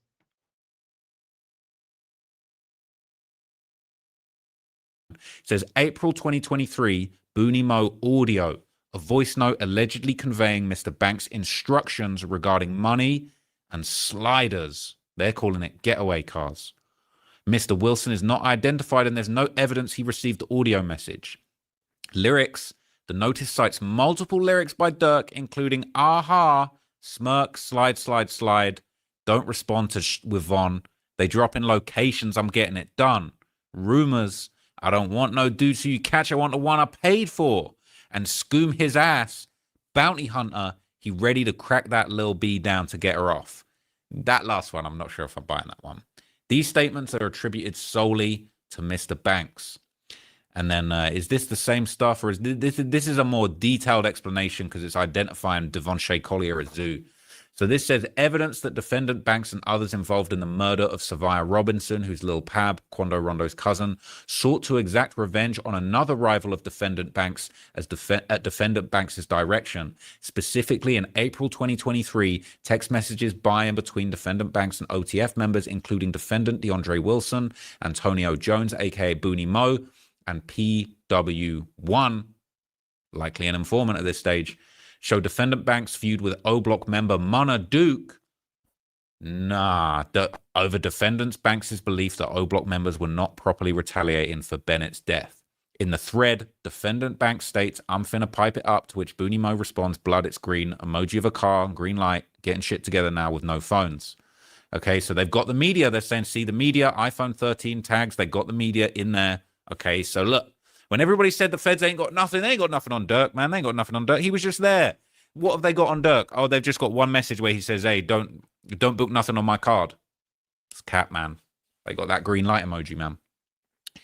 So they're saying, get that together as set forth and cooperate a discovery produced to you. So somebody's cooperating. It sounds like one of the cooperators in that group chat. So Durk probably knows who that person is, but we don't know at this stage. Okay. As set forth in cooperate a discovery produced to you, the government expects PW1 will testify that in response to defendant Banks' direction to exact revenge on Oblock members, PW1 and Booney Mo purchased a vehicle with funds from defendant Banks Lil Durk to travel to Oblock and kill whatever Oblock members they could find. Wow. PW1 is also expected to testify that PW1 would have been expected to be paid by defendant Banks Lil Durk for anyone the conspirators killed. Man, but the conspirators did not go through with the Hey, hold on. I gotta back that shit up right now, man. Ain't too many niggas hanging with Boonamo, man. Ain't too many niggas hanging with you. Ain't never seen too many niggas hanging with Boona. This finna be easy to crack. I'll be able to tell y'all tomorrow who the fuck PW1 is. I promise y'all.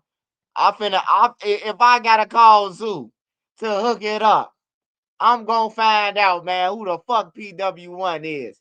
Hey, Zoo, if you watching, man, hey, look, just come through from a fake page, man. Who the fuck was in that group text with y'all, man? Let us know. I don't mind him taking y'all down, man, because the kids need the neighborhood. So fuck y'all niggas anyway. But I still want to know who did it, man. Who bust y'all down to the feds, man. We all want to know, man. So if Zoo, you can hook it up, or Boonamo, or whoever was on that group text, man, hook me up. They in the group text with a nigga who clapped them. They going to jail, man. If that nigga talked to Lil Durk about a murder that day, he talked to Lil Durk about a murder more than that day. He done heard them talking about murders. You know, Zoo, you better run, Zoo. With that little money that you just sold, all that shit finna be gone. You gotta run with that. Back to dirty tank top, Zoo. plan because of the police presence in Oblock. It says 3, evidence that defendant Banks and other OTF members involved in the murder of Savia Robinson, which is Lil Pab, discussed violence against another rival of defendant Banks at defendant Banks' direction. Specifically, an April 2023 text message between defendant Banks, defendant Wilson, Booney Mo, and Devonshea Collier, aka Zoo, wherein defendant Banks sent a screenshot of an Instagram message that he sent to Richard Ramsey, aka Richo Lamron 300, that says, "I got them hunting you up. Ads better have 3 ski masks on." This is absolutely wild. I've heard a lot of talk behind the scenes that there was actually, a real civil war brewing in Oblock. Oblock is a crew that's legendary for their affiliation with King Von. But I've heard it from people, and I've seen it on Reddit. I've seen all talk that Oblock, as time went on, there was a civil war brewing in Oblock. You had the younger generation, the older generation. Then you got Lil Durk's crew. Then you got Front Street, who was, Chief Keef crew back in the day. They ended up going to war with Oblock. Chief Keef's house got robbed. There's all these rumors of who did what. The murder of Chief Keef's manager, Blood Money. There's a lot of crazy backstory as far as why all these guys don't actually get along with Oblock. Come to find out that allegedly Lil Durk was actually mad that Oblock wasn't sliding, and that they...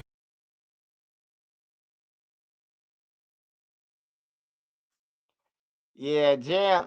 Hey, Jam on Get Back. On my mama, that's Jam. That's Jam, man. That's Jam, man. Hold on, bro. They say PW1 2023. Jam got locked up 2023 of like April. So when did they say 2023? What month did they say? Or did they not? Cause Jam got locked up April 2023 for that gun. I knew exactly what day he got locked up and everything, man. So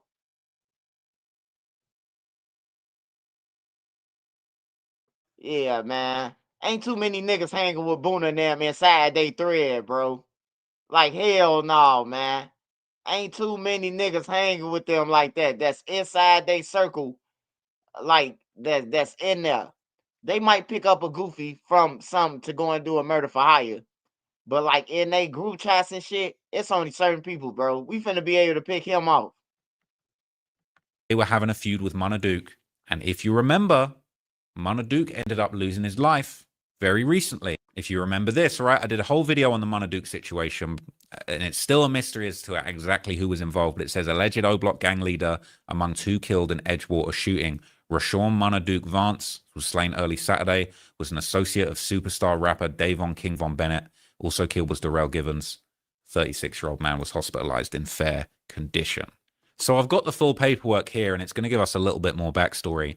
It basically has him explaining how, the evidence of the alleged acts are supported by competent evidence. They're admissible against anyone in the case. Mr. Wilson will join defendant Durk Banks in a motion to exclude the government's evidence and fully expects the court to exclude the highly inflammatory evidence. But if the court were to allow the government to introduce this evidence, severance is the only way to protect Dede his right to a fair trial. They're saying the government notice sets forth extensive other acts, evidence almost entirely directed at co-defendant Banks, allegations of violent retaliation, murder plots, paid bounties, and directives to hunt rivals spanning multiple jurisdictions and years. Don't sleep on this. They're going back years. They're going through Lil Durk's iCloud. They're going through his private messages, group chats, voice notes, all that talk of Lil Durk. Yeah, delete my iCloud because the feds are on me. That don't do nothing, bro. That don't do nothing. There's subpoena in that. They got that for years, all right? Multiple jurisdictions, that's beyond Chicago, and years. They're going to be going all the way back. They're probably looking at the messages that Durk was sending to King Von, all right? By contrast, Mr. Wilson appears, if at all, only peripherally included in 2 text threads reflecting general chatter around Mr. Banks's alleged feud and threats. He's saying, bro, you need to get me out of here. You need to let me cut out of this. I don't want to have no parts in them group chats. I need a separate trial. I was not arranging for the slide-in. So he wants severance, but who knows if they'll actually grant that to him. Oh my God, I've just seen something crazy. Oh man, I can't even believe that. No way. They're tying up the other attempts on Quando's life into this, man. So look, if you've seen my documentary and all of my coverage of the whole Quando Rondo back and forth, you'll know that there have been numerous attempts on Quando's life. And they're putting that into the case. Look at this. This is actually, I can't even believe what I'm seeing. I'm looking at this for the first time while I'm recording this. The notice, all right, this is going to break down all the evidence related to Banks's rivalry with Tyquan Bowman, who is Quando Rondo. The notice first describes evidence of Mr. Banks's alleged efforts to exact revenge against Quando Rondo following the 2020 killing of Davon Bennett, aka King Von. According to the government, they intend to introduce surveillance footage and witness testimony related to the murder. It's not a murder. It was a lawful killing, self-defense, of Bennett in Atlanta, Georgia on November the 6th, 2020. Surveillance footage and witness testimony related to the attempted murder of Quando Rondo in Blackshear, Georgia on May the 2nd, 2021. You all said it was cap, man. You all said it was cap when I used to bring this up, man. I done brought this situation up so many times and everybody said that's cap. That ain't got nothing to do with what's going on. Told you guys, man. I'm going to pull it up. This was the original article, man, and I've covered this extensively. Look, if you've been following my channel for a long time, you'll know that I'm on this, man. I'm paying attention to what's going on, man. This was all the way back in 2021. Quando Rondo, he had a show in Georgia, okay, and they literally stalked him from the show to a gas station, another gas station, okay, and they tried to shoot him. I heard that they were saying that 100 gunshots were heard at this point, okay? He and his entourage were caught in a hail of gunfire at a convenience store in Georgia, and one of his entourage was wounded, okay? There's always been rumors about who that was. Some people said it might have been Lil Tim. Unknown, okay? Shots rang out at 3:20 a.m. in Blackshear. Quando and his crew were in a parking lot off the highway. Cops believe the shooter opened fire from across the road. Okay? This was after he played that show that was the empty show. Everyone said, yeah, he got no motion. Okay, after the King Von thing, they're scared to book him. But he did play that show. He rocked out on stage, and they came and tried to get him afterwards, man. This is that famous situation, all right? The show was empty. They were clowning Quando for having an empty venue. You know what I mean? He was on stage rocking out, barely anybody there. Were they not there because he had no motion, or were they not there because they're scared of being there? Because they really tried to kill him just 10 minutes from the nightclub where it all went down. And there was footage from afterwards too. All right, so if you remember this, man, I did a whole documentary called Demon Slayers, America's Most Wanted Gangsters. And it was all about what Lil Durk is facing now in court. It was all about this massive effort to slide for Von, to try and get Quando everywhere he went. And people said it's cap, people said it was unrelated, man, but now we're seeing it in that indictment, man. But look, they really were stalking him. How crazy is this? Close to half a year since that fateful night when King Von lost his life trying to fight Quando Rondo. The moment Quando's close friend Lil Tim pulled the trigger, he set into motion Drill's most feared killers, as well as a popular rapper. This meant that Quando Rondo, Lil Tim, and everyone around them would have to defend against wave after wave of assassination attempts, all seemingly connected to the slain Chicago rapper. On April the 16th, 2021, Quando Rondo denied being shot at and told the world that he rides in a bulletproof truck. That same month, Quando's latest concert is announced on May the 1st, 2021 in Waycross, Georgia. After having his previous shows that were scheduled just weeks after Von's death cancelled, Quando was eager to show his fans, Ops, and the world at large the truth. On May the 1st, 2021, Quando Rondo plays the very show that he was booked to perform at in Waycross, Georgia. And here he's seen playing to an empty venue, complaining to the crowd that his shows are usually bigger than this, with Quando addressing the fans and still thanking them for coming out despite the low turnout. I ain't gonna lie, my show is really big venue.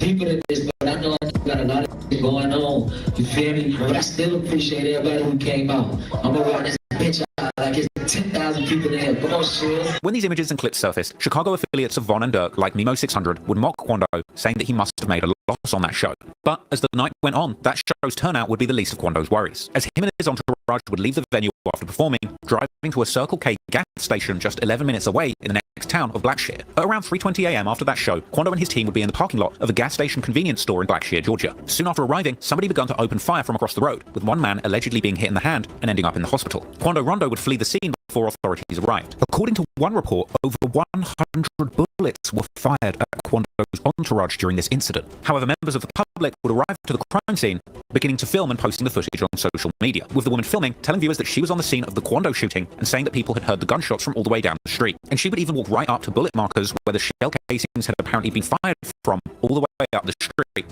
Oh my God, it is Quando, y'all. It's scaled. They talking about it was Quando. They heard it was, somebody had a bounty on them. I'm like, damn, how the fuck you know? Look at all them bullets. Yeah, they got them picking up bullets.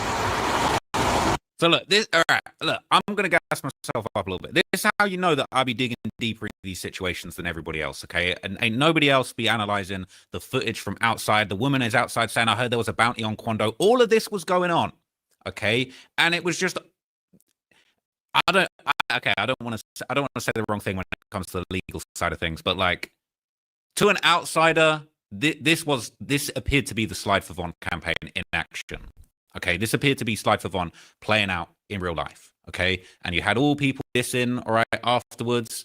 You had Lil Durk dropping lyrics seemingly referencing the incident.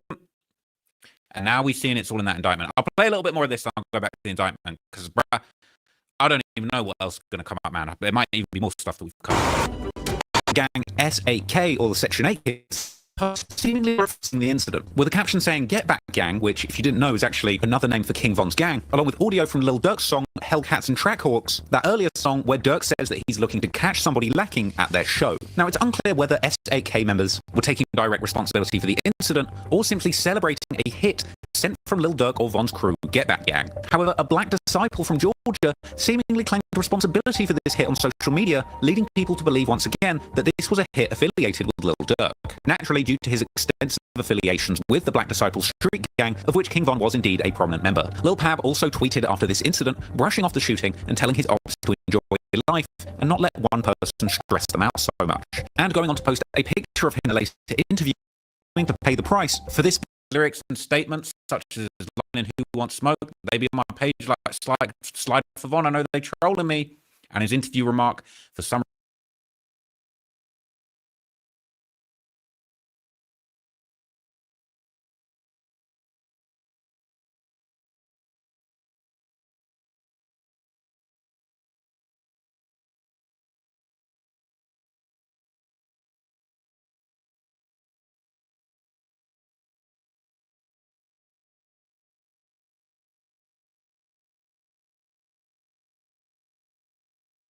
Hey man, I'm so motherfucking high. I thought I was tripping. I thought he sped up his channel. I didn't know that was me. I'm thinking that's him. I hate niggas who be altering they shit, man. Little weird ass shit. Like, bro, we just trying to check out your content, bro. We ain't on no bullshit.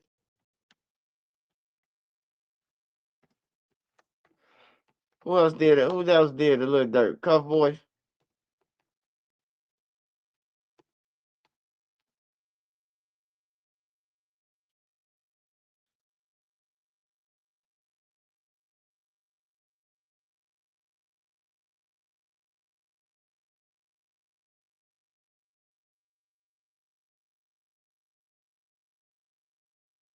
To survivors of abuse at Illinois youth facilities. The Lil Durk's legal team just dropped a bombshell. His lawyers filed another motion to dismiss the indictment, arguing it's so vague they don't even know what Durk supposedly told his OTF associates, or how he allegedly ordered anyone to be killed. They say prosecutors haven't given them any evidence of the alleged coded language Durk supposedly used, or proof of any money he paid to OTF associates to carry out violence. Was it cash, a wire, a check? Nobody knows. In August, Durk was allegedly caught with an Apple Watch that had cellular service and tried to destroy it after being caught. This is the biggest update by far we've had for the Durk case because everything's been sealed. We haven't been able to see any documents, but suddenly we're able to see these. So stick around for the full video. So much information. Hit subscribe. Let's go. Our first thing we got here, defendant Durk Banks' motion to dismiss for vagueness or in the alternate for a bill of particulars. So they're saying the indictment is too vague and too broad, and they want specifics. Durk Banks, there's attorneys Drew Findling, Marissa Goldberg, Jonathan Bremen, and Christy O'Connor hereby file this motion to dismiss. Makes this motion under Federal Rule of Criminal Procedure 7C1F and under the 5th and 6th Amendments to the Constitution. This indictment is impermissibly vague. It leaves the defense to guess as to the government's theory of guilt. And it leaves the government free to change that theory as its cooperators' stories morph over time to meet the demands of a conviction. Because the indictment omits the factual particulars necessary to give Mr. Banks notice of the charges against him and to permit him to prepare for his defense at trial, it fails to satisfy Federal Criminal Procedure 7C1 and the 5th and 6th Amendments. Dismissal is warranted. So his lawyers are saying this indictment is changing and morphing into different things just because they're desperate to get a conviction for dirt. That's what it sounds like, to me at least. Counts 1 and 2 allege that Mr. Banks conspired to and participated in murder for hire, in other words, a murder as consideration for the receipt of and consideration for the promise, an agreement to pay, and anything of pecuniary value, or what the government calls a bounty, defining anything of pecuniary value to include anything of value in the form of money, a negotiable instrument, a commercial interest, or anything else the primary significance of which is economic advantage. And here we go. The problem with counts 1 and 2 is that while they do allege in general terms that Mr. Banks offered a bounty for TB's murder, they do not provide the specifics necessary for him to adequately prepare his defense, to prevent surprise at trial, to protect against double jeopardy, or to prevent the government from shifting its legal theory or straying from its grand jury presentation. So it sounds like they're saying they haven't gotten all the evidence, or there's some discovery issues, like they haven't gotten everything they need to defend Durk in court at all. The indictment only alleges that Mr. Banks used unspecific coded language that oxymoronically, I've never even seen that word, made clear that TB's killer would be rewarded with money or lucrative music opportunities with OTF. But according to the government, what was the coded language used upon which the grand jury based its charging decision? When, where, and how was this coded language bounty allegedly conveyed? Wait, so it sounds like they don't even know the coded language yet? They haven't been given this coded language? How is this possible? The trial was supposed to start this month, but then it got delayed to January. What were the monetary rewards and music opportunities that were supposedly promised or delivered as consideration for the murder? Without more, there's real danger of constructive amendment and or fatal variance experience at trial, and in violation of the Constitution. A similar deficiency plagues the at-direction of language that affects every count in the indictment. While the indictment alleged that co-conspirators carried out various acts at the direction of Mr. Banks, and they list everything here: flying to LA, tracking, stalking, and attempting to kill TB by gunfire, procuring the firearms and equipment used to do so, it fails to give any specifics. When, where, how, and to whom did Mr. Banks give these alleged directions? That's something I point out in my original videos. They really didn't give a lot up in these indictments on what Banks did besides fly with someone to LA and say, don't book no flights with names connected to me. And apparently they haven't given anything else to the defense either, which I find mind-blowing. What's the discussion? I don't know, man. What's up with that shit? But it sounds like it's YouTube. Hey, tell me if it's skipping after I play this video.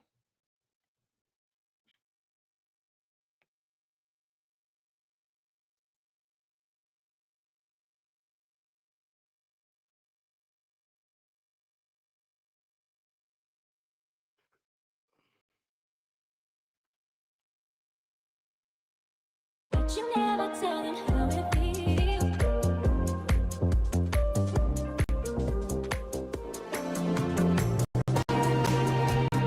Seasons change. Some breaking news right now from the Dirksen Federal Building. The judge considering whether President Trump's deployment of National Guard troops to the city of Chicago is legal.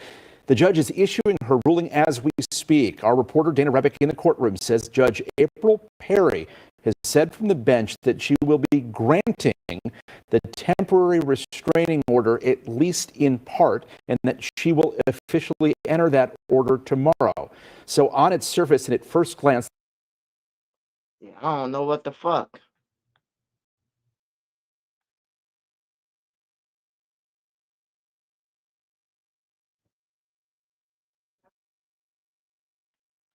All right, hold on, y'all. The whole screen.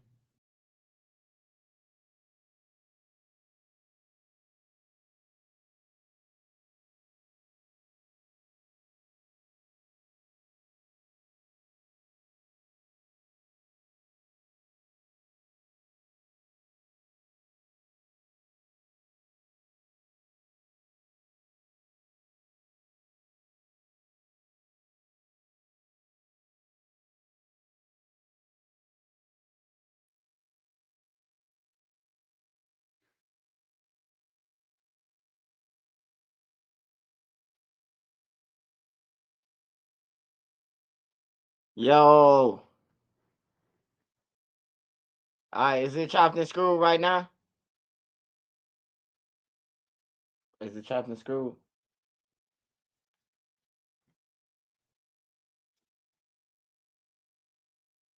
All right, hold on, y'all. Was it doing that the whole time? So it just started doing it.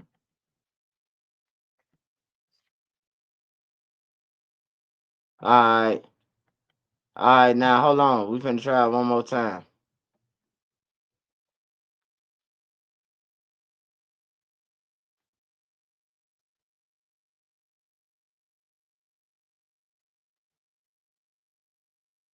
That shit just blew me, man. YouTube always, I don't know. I'm sorry, YouTube. I don't want no smoke, YouTube, man. I don't want no smoke. Let's keep paying with me anyway. Shit, it don't matter. God damn, man. Yeah. They always come with some, oh yeah, we had a problem with this. And like, damn, when what you gonna tell me, bro?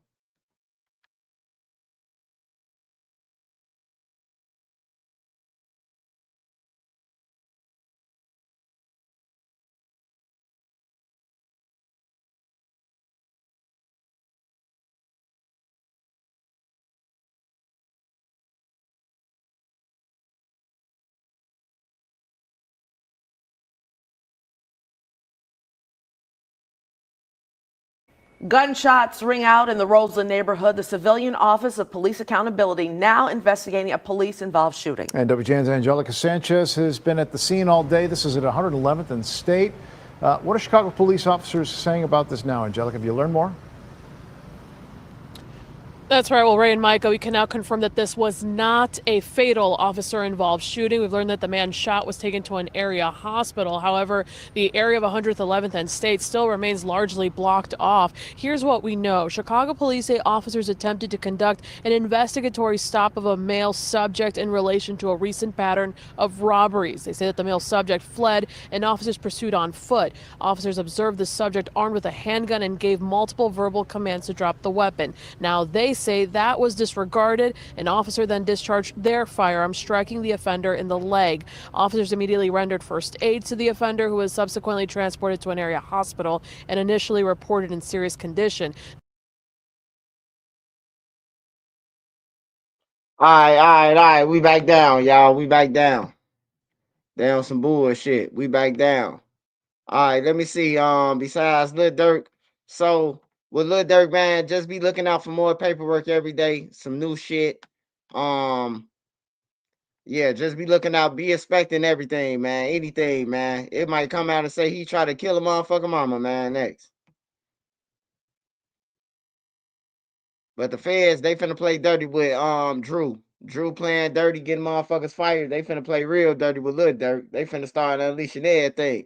Hey, don't be surprised too, y'all. I'm gonna say this first. Don't be surprised if the feds drop Durk been cheating on India. Durk been cheating on India and all that shit. Hey, look, they play dirty, man. I'm telling y'all, bro. Pull up all his shit that he cheated on India with our friends and shit, man. I'm telling you, man. Hey, make a motherfucker be, this bitch cheated on me. Y'all killed dude them in 2000.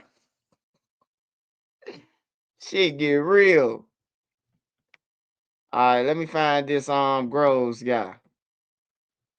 Grip, stability, precision. That's the essence of driving. Lawfin. Grand Canyon University offered nearly $161 million in institutional scholarships to online students. Developing at 6, a convicted killer, the center of a nationwide manhunt, captured right here in Atlanta. Derek Groves is one of the people seen running out of this New Orleans jail in May. And Channel 2 Action News was there as U.S. Marshals took him into custody today. Groves was the last of the 10 New Orleans escapees.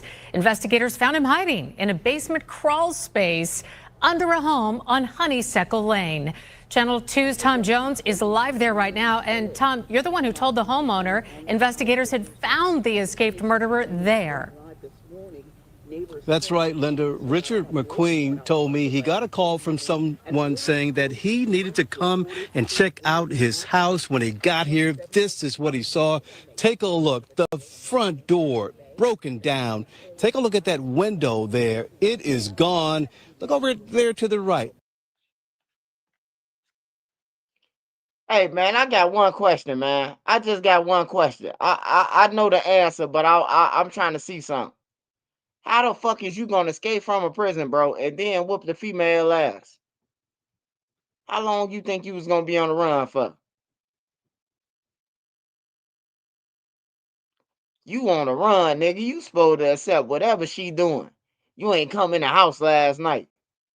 Like, nigga, you supposed to be in jail for a murder, nigga. You lucky I'm I'm cheating on dude with your bitch ass. You hear me? Like, that's crazy, man. He whooping old girl ass. Yeah, he whooping old girl ass. That's how he got caught. She called the police on him. He was whooping this girl. He was whooping her ass. That's crazy, bro. You on the run and you whooping your girl ass and arguing with her. That's how he got in jail, bro.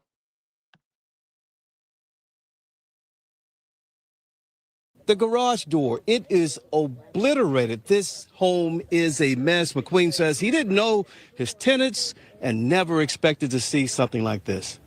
I mean, I don't know what was going. I don't know. I'm like you, speechless. Richard McQueen was speechless after he arrived at the home he rents out on Honeysuckle Lane and found SWAT officers left it severely damaged. I had to tell McQueen police damaged it trying to get an escaped double murderer out of the home. They was quiet when I went. I was just getting the rent.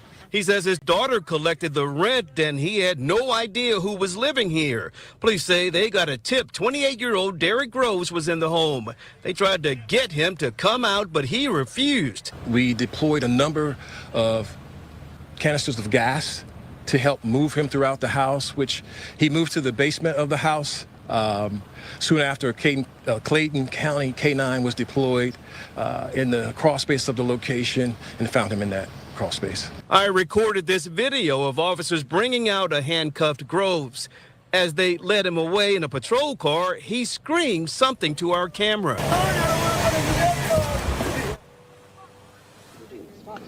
And neighbors say officers used some sort of battering ram to puncture holes in this home in an effort to get Groves to come out. McQueen is very concerned about who's going to pay for all this damage. He kept looking at the damage and seemed just stunned that out of all the houses Groves could have been found in, it had to be one that he rents. Police say.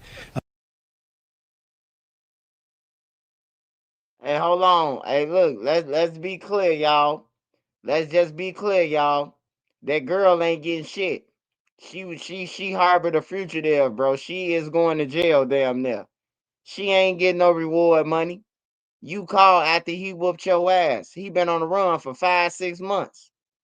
You got to remember, he escaped from New Orleans. How the fuck did he get to Atlanta? How the fuck did he get a ride? How the fuck did he get food? How the fuck did he survive for these 5 months? Somebody going to jail, man. And it seemed like she called the police on herself.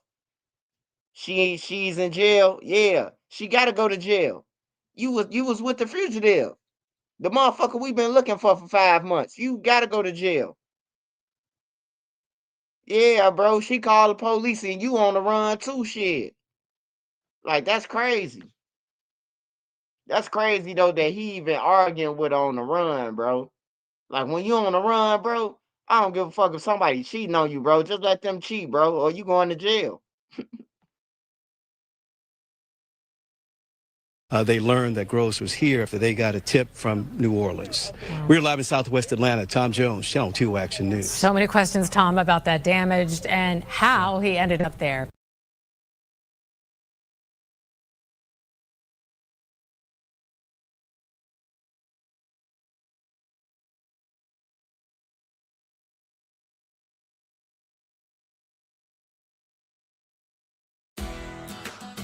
For nearly 50 years, Harbor Freight has been a reliable source for the widest.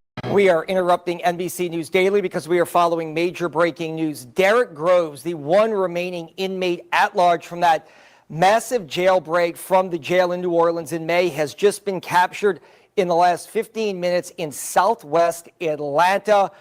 All we know right now, this is coming from U.S. Marshals and federal officials, is that they were acting on a tip from Crime Stoppers New Orleans and other information reporting that Groves had possibly been in the Atlanta, Georgia area. They went to a house, and that is where they found Groves in the last 30 to 45 minutes. It is our understanding from federal U.S. Marshals that Derek Groves is in custody right now. When he'll be extradited back to New Orleans, that is not known. But as everybody knows by now, Groves was one of 10 people to break out of the Orleans Justice Center, which is just another name for the jail in the city of New Orleans back in May. 9 other inmates had been captured. Many believe that Groves could possibly have been the mastermind of this entire escape. Derek Groves is a convicted killer, having been found guilty of killing numerous people on Mardi Gras Day several years ago. He has now been on the run for several months, but now on October 8th, he has now been brought to justice in the Atlanta area in Southwest Atlanta. We are waiting for a video from the scene. It's our understanding that Atlanta PD as well as federal officials raided a house a few hours ago. They were tipped off that Groves could have been there. And now, according to U.S. Marshals, he in fact was there. Joining us live, the point person for a lot of this, U.S. Marshal Brian Fair. Brian, first off, congratulations on ending now what has been almost a 6-month search for Derek Groves. Thank you, and can't take credit for it. This was a team effort through multiple law enforcement agencies and with support from Crime Stoppers GNO. So if you can talk about this, you have done a lot of interviews. You told us back in May it may take weeks, it may take months, but we will eventually catch Derek Groves. I know that the investigation is still fresh. It's actually happening right now, but how did you all track him down to Georgia, to Southwest Georgia? Was it essentially just a tip called into Crime Stoppers? It was a combination of tips that we received from Crime Stoppers GNO and then follow-up work done by the U.S. Marshal Service over the last couple months.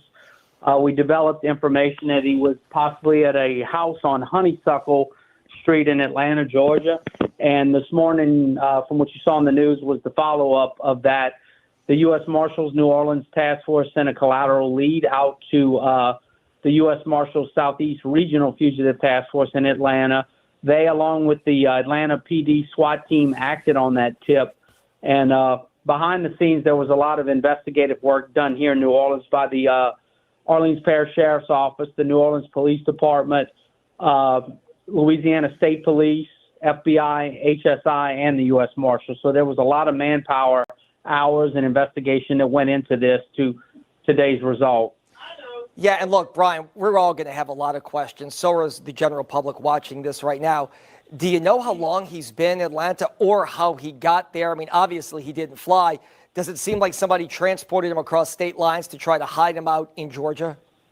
I don't want to speculate at this time. I would guess that, yeah, somebody probably did help transport him there. That's going to be a follow-up investigation that will be done. It is possible additional people go to jail. And is this the kind of thing, this does bring a close to this, with the exception of the investigation still going on at OPSO, but is this a day that people can breathe a big sigh of relief that all 10 inmates are finally back in custody? Yes, I would say this is that day that you can finally, relax a little bit now that this has finally been done. It's taken quite a few months. We're just happy it's over. It took several hours once they went to the house today. He was hiding in a crawl space. A lot of manpower hours and effort and equipment had to be used today to get him out of the house. And he came out without incident, or did he put up any kind of fight? I know these are details that are still coming into you as well. I would not call this without incident. There was probably a 3 or 4 hour, I don't know if we'd call it a standoff, where we didn't know if he was in the house or not. Nobody was there, but ultimately he was located in a crawl space in the house. Does it seem, I mean, look, Brian, I know this is all going to come out in the investigation, but do you believe he's been there for several weeks or months? I mean, is this the kind of place that he went to back in May and has just been holed up in Southwest Atlanta since? That's going to take some more follow-up work. I would say we probably believe he's been there for a little while, but we don't know how long. It's going to take a lot more follow-up work on that end. And look, is this the kind of thing, too, where you all have exhausted a lot of man hours and time, but this is what the U.S. Marshals do. I mean, you track down people who are wanted by local, state, and federal law enforcement, while you've seen the task force get smaller, where NOPD, OPSO, state police had to pull some people back because they had to go on with other cases. The U.S. Marshal's Office never stopped working on this. Correct. And they still had people assigned to the case. Like state police has somebody assigned full-time on our task force. So does Orleans Parish Sheriff's Office. So those people continue to work, and LSP and Orleans continue to support our efforts during that time. So did HSI and FBI. The scale got a little smaller, but like I said, we at that point, once the majority of them were captured, we were able to focus more on Mr. Groves. And look, I don't know if you can see it, Brian. We were taking a live look. That looks like a federal and state SWAT team. As we talk to you, we have a live picture from Atlanta here where they just brought him to justice. If you can walk us through the process for something like this, because I think everybody is captivated by it and wants to know, they want to see the veil pulled back. You make a call to your counterparts in Georgia, and is it basically they go to work immediately? I mean, this looks like a high-level task force here of highly skilled officers, SWAT team members right now surrounding that house that brought him to justice. Yeah, correct. Well, so a lead is set out. They also have their own work to do, remember, like they have their own cases. That are violent offenders as well. So they prioritize cases. Obviously, this was a big one. So they prioritized it and began working it. And it may not, I mean, some people would think, oh, it's just very simple. You just run out to the address and go knock on the door. It doesn't work that way. There's a lot of behind-the-scenes work that goes on to before you even go knock on a door. And that's what you saw today. There was a lot of work done. Like I said, Crime Stoppers GNO provided significant support all summer long, and even today. So it took some effort to get the result that we had today. And look, Groves is different than the rest of these escaped inmates because he has been convicted of murder. He will spend the rest of his life, per his sentence, at Angola without probation or parole. Did it make him more of a flight risk? Did it make it more of a high-risk matter, given the fact that, I hate to use this term, he really had nothing to lose because unlike a lot of these escapees who were pretrial detainees waiting for their day in court, Groves knows his fate. He is going to the state prison at Angola for the rest of his life. This $39 TV antenna is taking the world by storm. And here are 5 reasons why this TV antenna has been a total. No, I would say that is a factor. Yes, it adds. At least it adds to our risk. We do assess what we're working on each case and determine what might have more of a risk. And obviously, he would be way up there because he's looking at not ever being released from prison. Now, walk us through the process. And I know we've seen this before back in May and June when you made the rest of these. He'll eventually end up in a jail in Atlanta. He'll be extradited back here. If you can walk us through that process, it'll probably be a couple of days, I would guess, based on the other cases that the marshals and the state officials have handled. Is that correct? Yeah. If he doesn't get charged with anything locally there, he will eventually be extradited back to Louisiana. I would think that there may be a chance state police is actually involved in that process as they've already helped extradite several of the other escapees to Angola. So, he'll get booked into the local county he's in. I don't have the county's name in front of me, but the local county in Georgia. And he'll go through a process. He'll either waive extradition or not waive it. And if he doesn't, they'll ultimately get a governor's warrant, and he'll be extradited back to Louisiana. And look, Brian, this is something you've been involved in with the rest of your team of U.S. Marshals as well as state police and NOPD and OPSO. Atlanta was handling a lot of this. You were waiting for a text message or phone call. When you got it, is there a sense of, okay, finally, it's over. This tip actually led to an arrest, and this is him, because we've seen you all chase a lot of leads. Some of those bear no fruit, but this one obviously did, and now he's in custody. Yeah, so we were in the office, hovered around our phones and communicating directly with them and waiting on it. So there was a lot of excitement here once we were finally notified that he was in custody. For a while, there was some concern because this drug on for quite a few hours before he was taken into custody. And we've had several tips and investigative things that we've done over the summer that we've been left basically holding the bag or not found him. So we were starting to get a little concerned, but we were confident that there was a pretty good shot that he was in that house. And look, I know that we've talked to other sources. They told us there were some tips coming in recently. There was some chatter, I guess, that he may have been in the Atlanta area.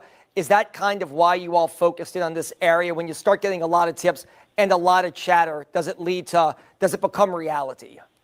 Well, there's been multiple tips in Atlanta and other areas in Georgia, and then there was stuff in Texas and other places. So we had to follow up on everything along the way, I would say. And then we had to do our own investigation as well to try to see what we could develop from talking to people, looking through records, and it was all time consuming. All right, Brian Fair, U.S. Marshal, we appreciate your time. I know that you and your team are probably very happy with this outcome today, that Derek Groves was finally brought to justice.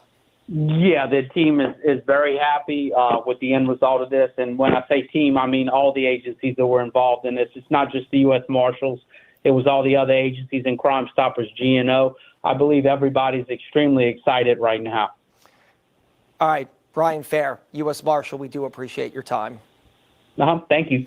All right, so you see it right there. You're looking at a graphic of what U.S. Marshal Brian Fair just told us. He was picked up on a street, if you're familiar with Atlanta, Honeysuckle Street. That is in the southwest corner of Atlanta. He was found in a crawl space inside a house.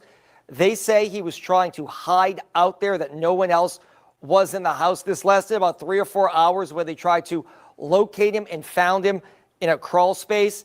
He was captured after a brief standoff. Like they said, this wasn't where he refused to come out. It seemed like he was trying to hide and maybe not let police and federal marshals know that he was there. You heard Brian Fair say this was a combined effort.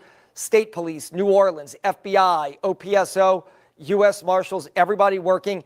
And the big thing, we're going to try to get an interview here, if not now, then later on today, with Darlene Costanza. Crime Stoppers of Greater New Orleans, they say a tip played a key role in this. So therefore, they have been talking about tips. There is still a $50,000 reward. Hopefully, if somebody did call in that tip and led to this arrest, then therefore it will lead to somebody collecting money, as they have been advertising $50,000 for Derek Groves and any capture of his to anybody who can call in information. But you heard Brian Fair just say right there that a tip in Atlanta, or tip from New Orleans, led to Derek Groves being captured in Atlanta.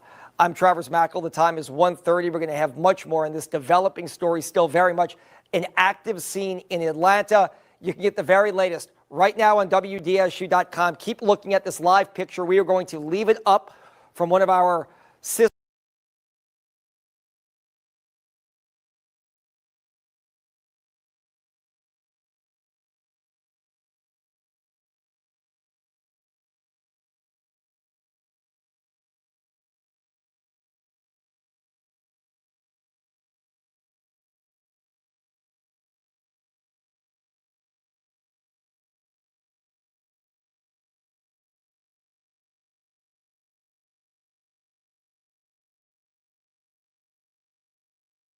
The intention of Afros NYC was to celebrate these female athletes in a huge, spectacular way. Right now, when you download the Hardee's app and join My Rewards, say good morning to 20% off any breakfast order of $10 or more. Wake up to the fluffy. Nobody wins when the family feels. Shooter! Rolled down on me and jumped me and took my chain. No. And then you see after the nigga took the chain, nigga ran. So it was like, it wasn't even no gangster shit. You took my chain and started punching on me. It wasn't one of them drugs. Like, it was like, that's how people view it. And then like, people like that don't know and be like, yo, you got your chain took. Anybody can get their chain took. It's like, I'm fighting 4 or 5 people. We begin with developing news. A gunman opened fire on a passenger vehicle in the city's Winfield Heights section, not far from our 6 ABC studios on City Avenue. 3 people were injured. A suspect is still being sought by police. Action News reporter. Down the road near the on-ramp to 76 West, this black SUV was riddled with bullet holes. Very, very lucky with that many shots fired that there was only one shooting victim. Philadelphia. Randy, you can send me a route to see. Okay.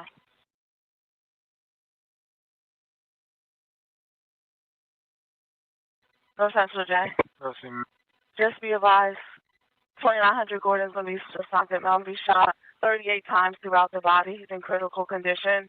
It's going to be 45 cases and 2 live rounds. There's no flash on the door.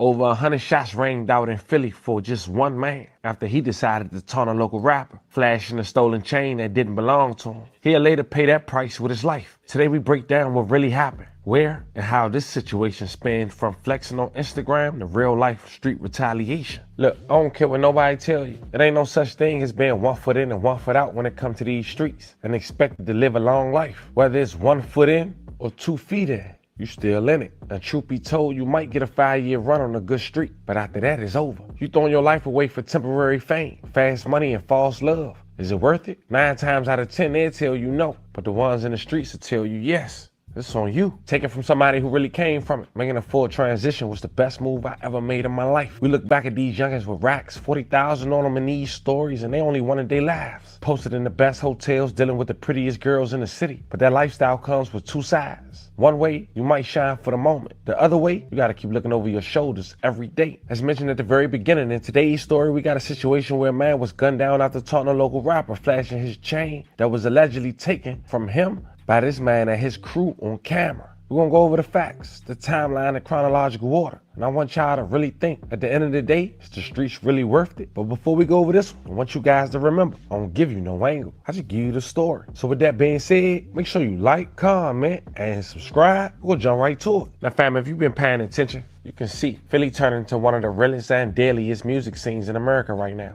It's no longer about the talents or lyrics. It's about survival. Every bot, every chain, every video drop could be the difference between a come up or a coffin. And while most people remember Philly for Meek Mill and the Dream Chasers era, today's generation running the city got a whole new sound. Raw, disrespectful, and dangerously close to real life beef. But behind all that, there's pain, poverty, and pressure. Let's talk about it. You see, Philly don't sound exactly like New York or Chicago. It got its own rhythm, a mix of pain and pressure. They still use those sliding 808s and dark bass line, but the flow, that's Philly soul mixed with street trauma. A lot of these young artists, they ain't making music for fame. They making music for survival. They rapping about who got hit, what block they from, and how they trying to feed their mom off rap before they end up in the same cycle. Now, at one point in time, it was artists like AI, Skinny Meat, OBH, who we even covered in the video a couple years ago, which is crazy enough to say that Skinny Meat is the alleged uncle of the young man who had his chain took. Y'all know who he is. This is my little brother, Skinny Meat. The notorious Skinny Meat. That boy about 130 pounds of horror. I know this for a fact, man. So, that's what I like about Skinny Meat music, man. It's just raw. It's like reality rap. Mafia. Skinny Meat go through a situation, and guess what? It's gonna be in the song. He's gonna make a song about it the same day. So I know that's why I feel it so much. I know it. When he said I killed the nigga and I did that, I seen him do it. When he said somebody try to drop on me, not wrestle him out for the gun, and I seen him do it. I know he did it for a fact. And then Skinny Meat got his own slang. That's what I like about him. He got his own slang. He got a crazy way of thinking. I don't agree with it all the time. But listen, that shit worked for him. His mind is different than other people's minds. I believe he's gonna make millions of dollars off of Skinny Meat. Fucking money, original black hustle. Now, of course, we did the video on Skinny Meat being arrested for a murder after being on the run. And, of course, we also did a video on AI in 2021, being sentenced to 45 years in federal prison. Fast forward to 2025. Now you can't talk Philly drill without mentioning the late rapper YBC Duel. May he rest in peace, who we once covered. Skrilla, OT7 Kwani, D-Sturdy, Poundside, Pop, Too Rare, just to name a few. Some of them took the dance route, turning pain into energy. Others, they stuck in that hardcore reality lane. You got movements like Philly Ghosts, turning up the club scene, while the streets still respect cats like Pop for being authentic storytellers. And while most fans see TikTok trends, what's happening behind the music is real tension. Neighborhoods beefing, old crews splitting, and new sets forming every month. And then you got new artists like Fadi Go. Some say a man that don't really condone the beefing, according to his own account, and don't really claim none of the BS. As mentioned, he's also the nephew of Skinny Meat. He claimed 29th and Jefferson, but he from 16th. You want beef or you want get some money? Nigga, you can pick. Birthday out, I need some good pussy. And the biggest gun, he disrespect. So 8 months ago, he had a situation where his chain was allegedly snatched. Now, we'll later hear from him what actually went on, but there was a video floating around on social media. He later confirmed that that video was true after the chain was surfacing online. We'll later break down who was flashing that chain after. But check out the video. I can't play this entirety because of YouTube guidelines, but check it out. There's like a shooter!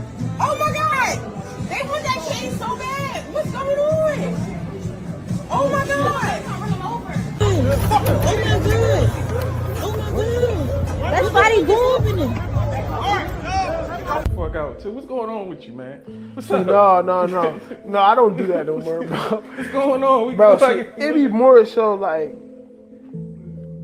I'm like an actor, bro. Like, far as like, I'm just not like, I don't just be talking and all that. Like, I might have a full argument with my friends and my family before I'm gonna sit here and argue with you if I gotta do something to you. Like, it's not even about to go there. I'm gonna say 2 words, or I probably don't say nothing. And then like, you mean, and then like, if you talking about the chain situation, bro, how people view it is like, that's why you never see me on the internet like, yeah, this happened on some NBA Youngboy shit. I don't do that, bro. It's the streets. Like, I don't do all that. Yeah. But that situation, that's all I'm gonna say. A couple things about it, and that's it. But like, the situation is, I would say I was the aggressor in the situation. Yes, from video, it might look like some other shit, like somebody rolled down on me and jumped me and took my chain. No, and then you see after the nigga took the chain, nigga ran. So it was like, it wasn't even no gangster shit. You took my chain and started punching on me. It wasn't one of them drugs. Like, it was like, that's how people view it. And then like, people like that don't know and be like, yo, you got your chain took. Anybody can get their chain took. It's like, I'm fighting 4 or 5 people. Like, what do you want me to wear? And I had like 45,000 in my bag. I wasn't even worrying about the chain. I never even felt the shit come off at all, not 1%. I never, like, when it came off, that's why you didn't see me like my chain or none of that. I was still wearing my motherfucking bag. I ain't worried about that money. And like I said, I was the aggressor in the situation.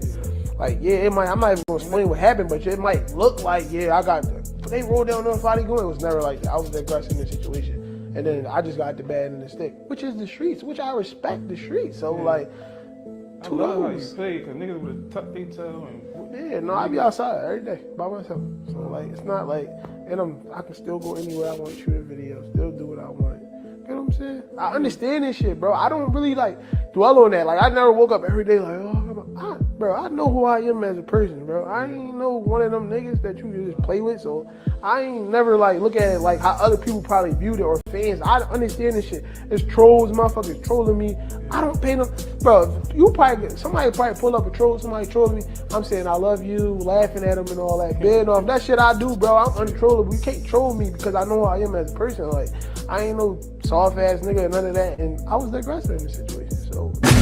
Now, behind the scenes, Fadi Gone had allegedly got retaliation, and it wouldn't play out until months later when another attempt on the same man, but this time he lost his life. Allegedly, the first attempt was back in May. A guy named Drag 4 times was shot at over 30 times in a hotel parking lot on a Wednesday evening. According to police, the shooting happened just before 6 p.m. outside the Courtyard Marriott located on 4100 block of Presidential Boulevard in Winfield Heights. When police initially got there, they saw a GMC Yukon that had been hit with gunfire fleeing the hotel parking lot. Police followed the car as it headed north on City Avenue until it got on a ramp to Interstate 76 West. That's when it rear-ended a Mercedes-Benz that was headed in the same direction. Police said 2 people in that Mercedes who were both in their 40s were taken to the hospital in stable condition. As for the driver of the GMC, police wouldn't identify him. They just said he was 26 years old and he suffered from a graze wound to his abdomen. And for the moment, thank God Drag would escape losing his life. And you would think at that moment, after that experience, some people would try to move on, at least move out the state. That wasn't the case for Drag. Check out the news clip.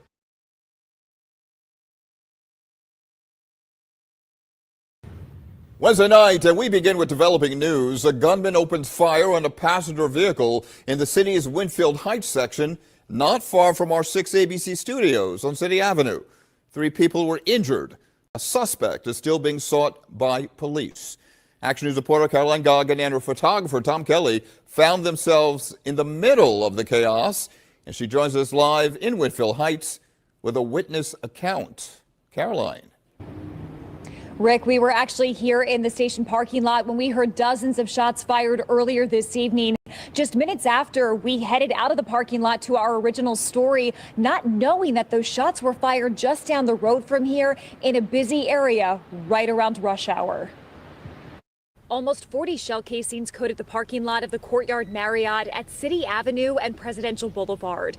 Just down the road near the on-ramp to 76 West, this black SUV was riddled with bullet holes. Very, very lucky with that many shots fired that there was only one shooting victim. Philadelphia police say this is the aftermath of a shooting that happened just before 6 o'clock tonight on the 4100 block of Presidential Boulevard in Winfield Heights. That's where police and detectives found the crime scene, which consisted of over 40 spent shell casings. When police got there, they saw a GMC Yukon that had been hit by gunfire fleeing the hotel parking lot. That SUV drove right past us, with police right behind it, heading north on City Ave until it got to the on-ramp to 76 West. That's when it rear-ended a Mercedes that was traveling in the same direction. Police say 2 people in that Mercedes were taken to the hospital in stable condition. Police say a 26-year-old man who was inside this black SUV was found with a graze wound to his abdomen. He is extremely lucky because the vehicle he was in, this large SUV GMC Yukon, is hit over 30 times by gunfire. About 15 bullets went through the windshield, more than 20 through the driver's side door. The 26-year-old, who police believe was the intended target, was taken to Lankenau Hospital in stable condition. Now they're looking for whoever is responsible. Now, Drag escaped his first attempt. The second, not so lucky. It was August 26, 2025, Tuesday, at around 1 a.m. More than 30 shots were fired. Police responded to the area of West Rittenhouse and Marion Street. When they arrived, they found Drag, 26 years old, lying on the street with multiple gunshot wounds to his head and body. Officers found 4 cell phones, $40,000, and a gun laying next to the victim. May he rest in peace. A level of condolences to his family. Breaking news this morning. Gunfire erupted in Germantown. More than 30 shots fired, killing a man. Police responded to the area of West Rittenhouse and Marion Street just after 1 a.m. They found a 26-year-old man lying on the street with multiple gunshot wounds to his head and body. Officers also found 4 cell phones and cash lying near the victim. Police say they've recovered at least 35 shell casings. At least 1 man was seen running away from the scene. They're looking at surveillance cameras right now in the area for more clues on a suspect. Mind you, on Fully Instagram page, just 2 days before he lost his life, he posted Fadi Golden Chain. Quote, the real Fully G. I can definitely show you how to work that stupid, cheap ass chain ain't even worth a 10-pack. Laughing emojis.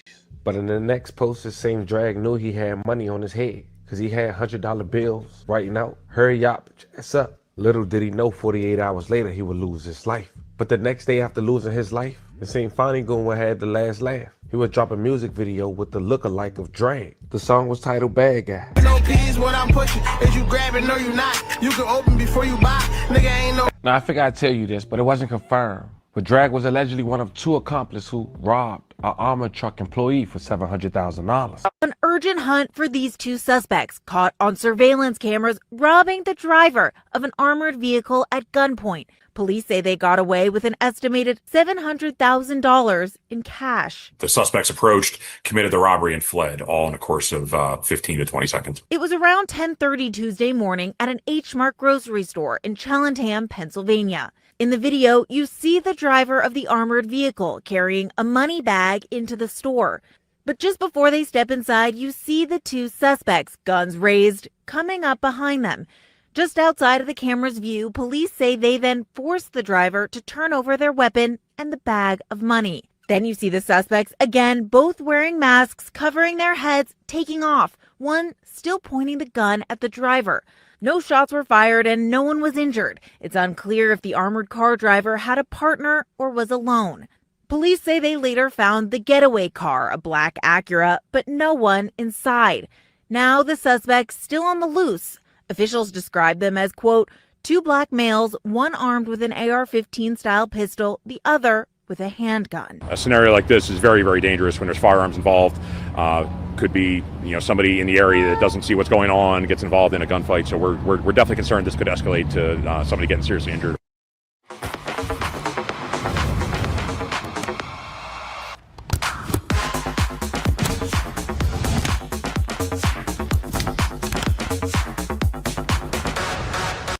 Then just 46 days later, Fadi Golden's close friend will lose his life after being shot 38 times. October 6, 2025, police responded to the 2900 block of West Gordon Street at around 12 p.m. where they found the young man identified as Lil Zach. Some say it was get back for Drag. May he rest in peace and love and condolences to his family. PHA to J. PHA. PHA, we have a shot we have a shot spot at 2906 West Gordon Street, 9 shots. Los Angeles, J. Just be advised, 2900 Gordon's going to be Stockton Mountain be shot 38 times throughout the body. He's in critical condition. It's going to be 45 cases and 2 live rounds. There's no flash on the door. At the end of the day, fam, this story ain't just about no chain or no shots. It's about a generation repeating the same pain that the ones before them already lived through. From OBH, AIAB, to Skinny Me, to now his nephew. These were real men who tried to turn the streets lessons into music and music into a message. But when the young ones growing up under the legacy that started believing the war is the culture, that's when we lose another one too soon. The sad truth is this: Philly ain't changed. The faces just did. The same corners, the same cycles, the same love that turned to hate overnight. One post, one diss, one decision. That's all it takes to erase your name from the future you was building. So the area youngin watching this, take it from somebody who's seen both sides. Man, being respected in the streets don't mean nothing if you ain't alive to enjoy it. Get your bag, build your brand, and protect your peace. Because out here, it ain't about who the realest. It's about who make it out. With that being said, fam, this was a repeated pattern of the latest story of a man having retaliation, allegedly, for somebody snatching his chain. We talked about just 3 instances with over 100 shots. A repeated pattern of retaliation now and yet to come. Let me know how you guys feel about this one in the comments. Don't forget to like and subscribe. Until then, I'll catch you guys on the next one.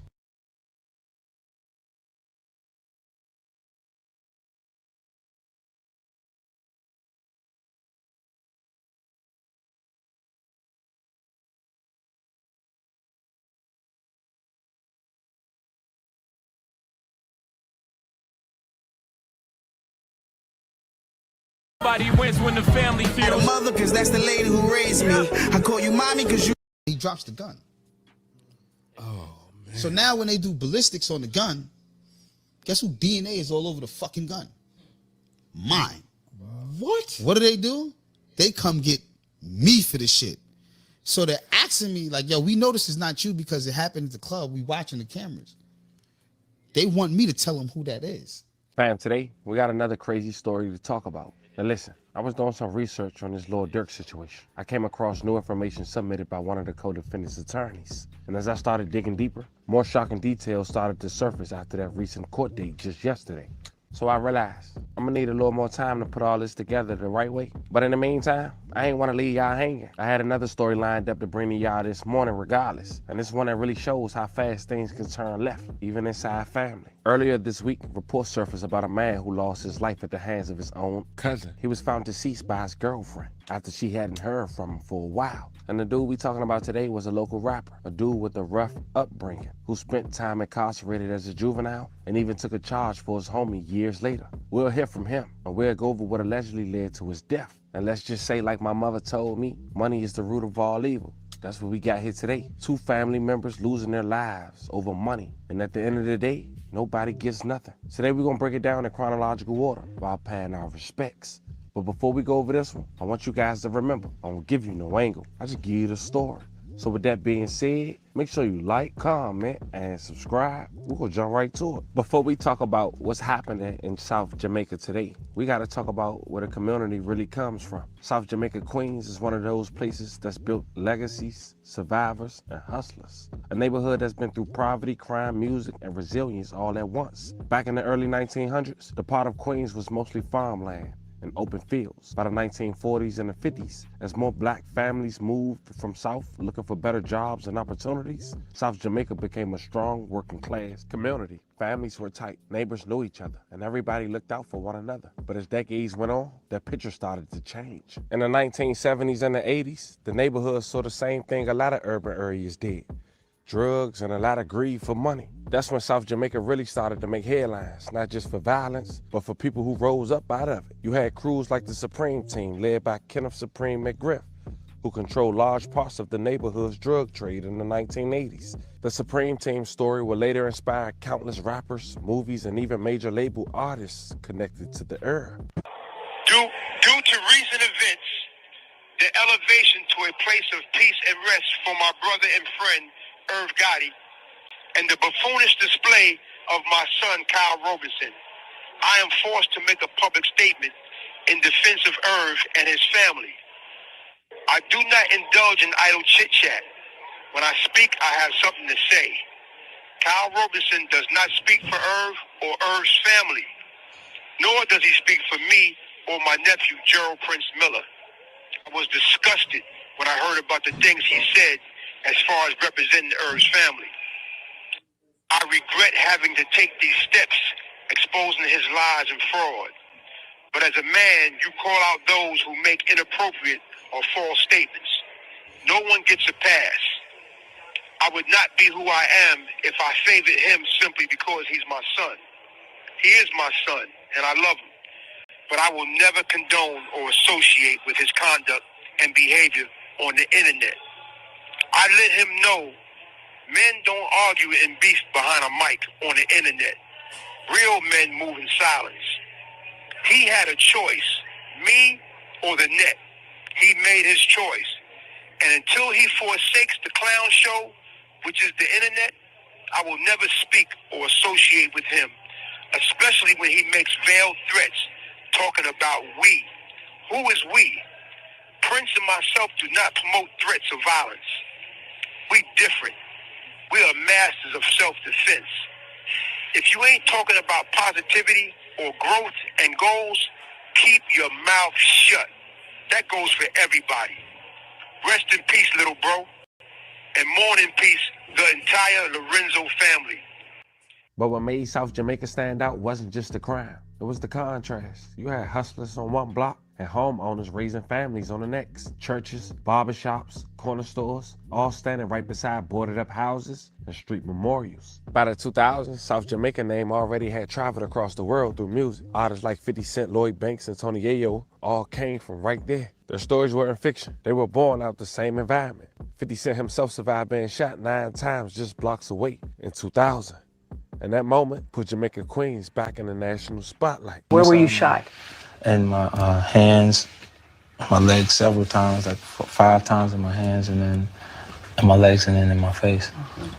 Yeah, so when going through that experience, when you get hurt that bad, either your fear consumes you or you become a bit insensitive. So just after... Which one was it for you? There was a point that I was afraid. Afraid? Yeah, following that, actually being shot, it was like I was afraid because everybody involved in the situation was still physically available to shoot just you again. go to part 2. Yes. Yeah, to just do it again. And then it was like, I got tired of, in the recovery process, I got tired of being afraid. And then the only way that I could, like, to cover those emotions were to be a little more aggressive. And insensitive. Yeah, and to be angry about the situation opposed to dealing with how I was actually feeling at that point. Did you ever find out who did it? Yeah, I knew who did it shortly after. Yeah. Yeah. And they are now where? Oh, the guy who actually shot me is dead. And the guy who paid him and got life in jail.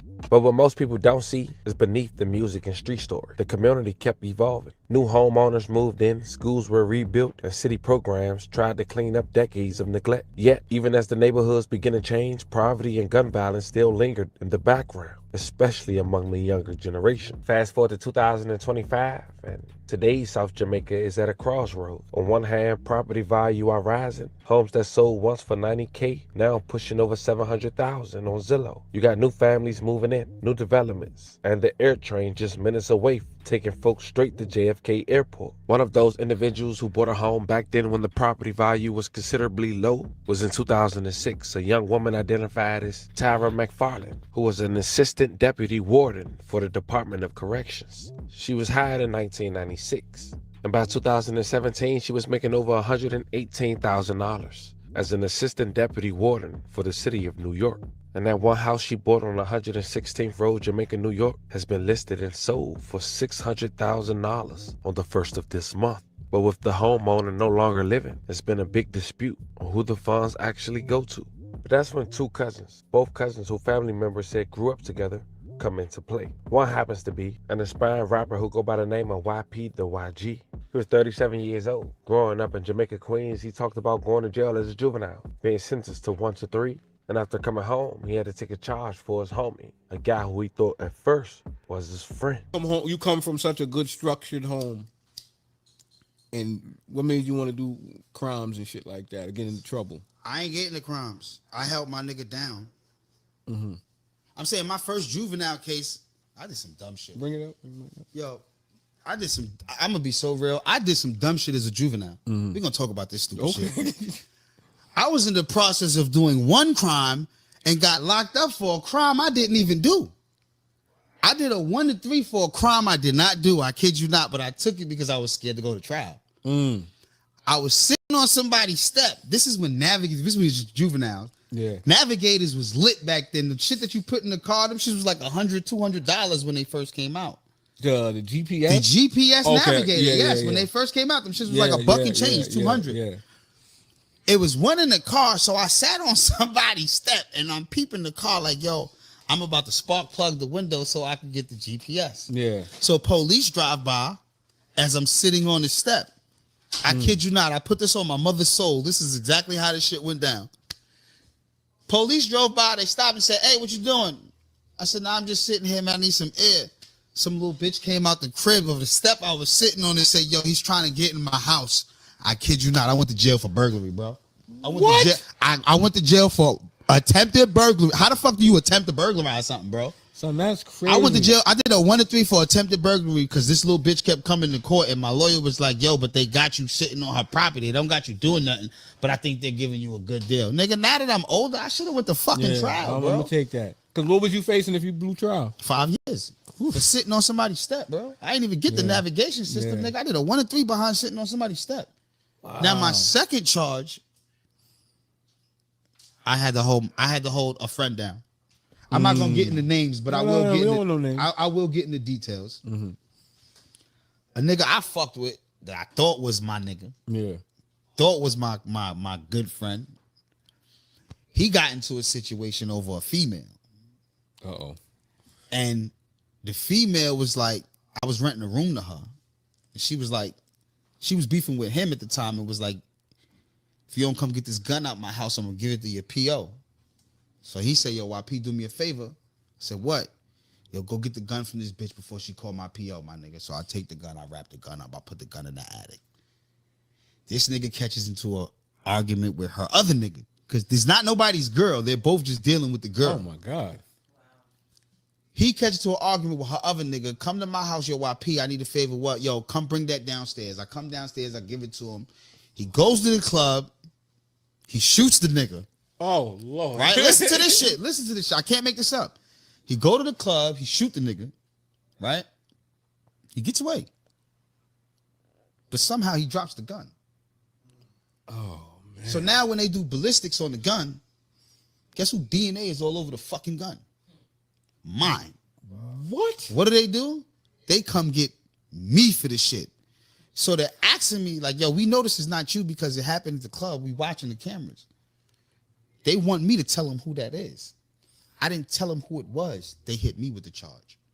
So I'm going to court. They offering me 5 years, 5 years, 5 years, 5 years. I said, "Fuck that. I'm going to trial, nigga." Like, I'm not doing that again, nigga. I'm going to trial, nigga.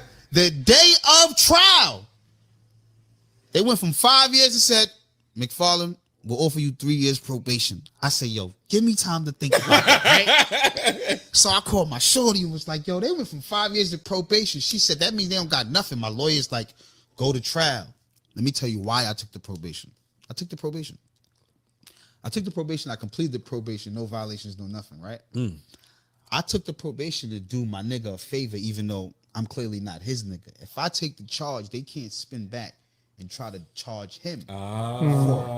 They went from felony possession to misdemeanor possession. Nah, give it to me. As long as it's not a felony, Oh, yeah. I'll take it. So you drop the charge, you drop the time, I'll take it. My nigga just came home from jail from getting into some shit. Yeah.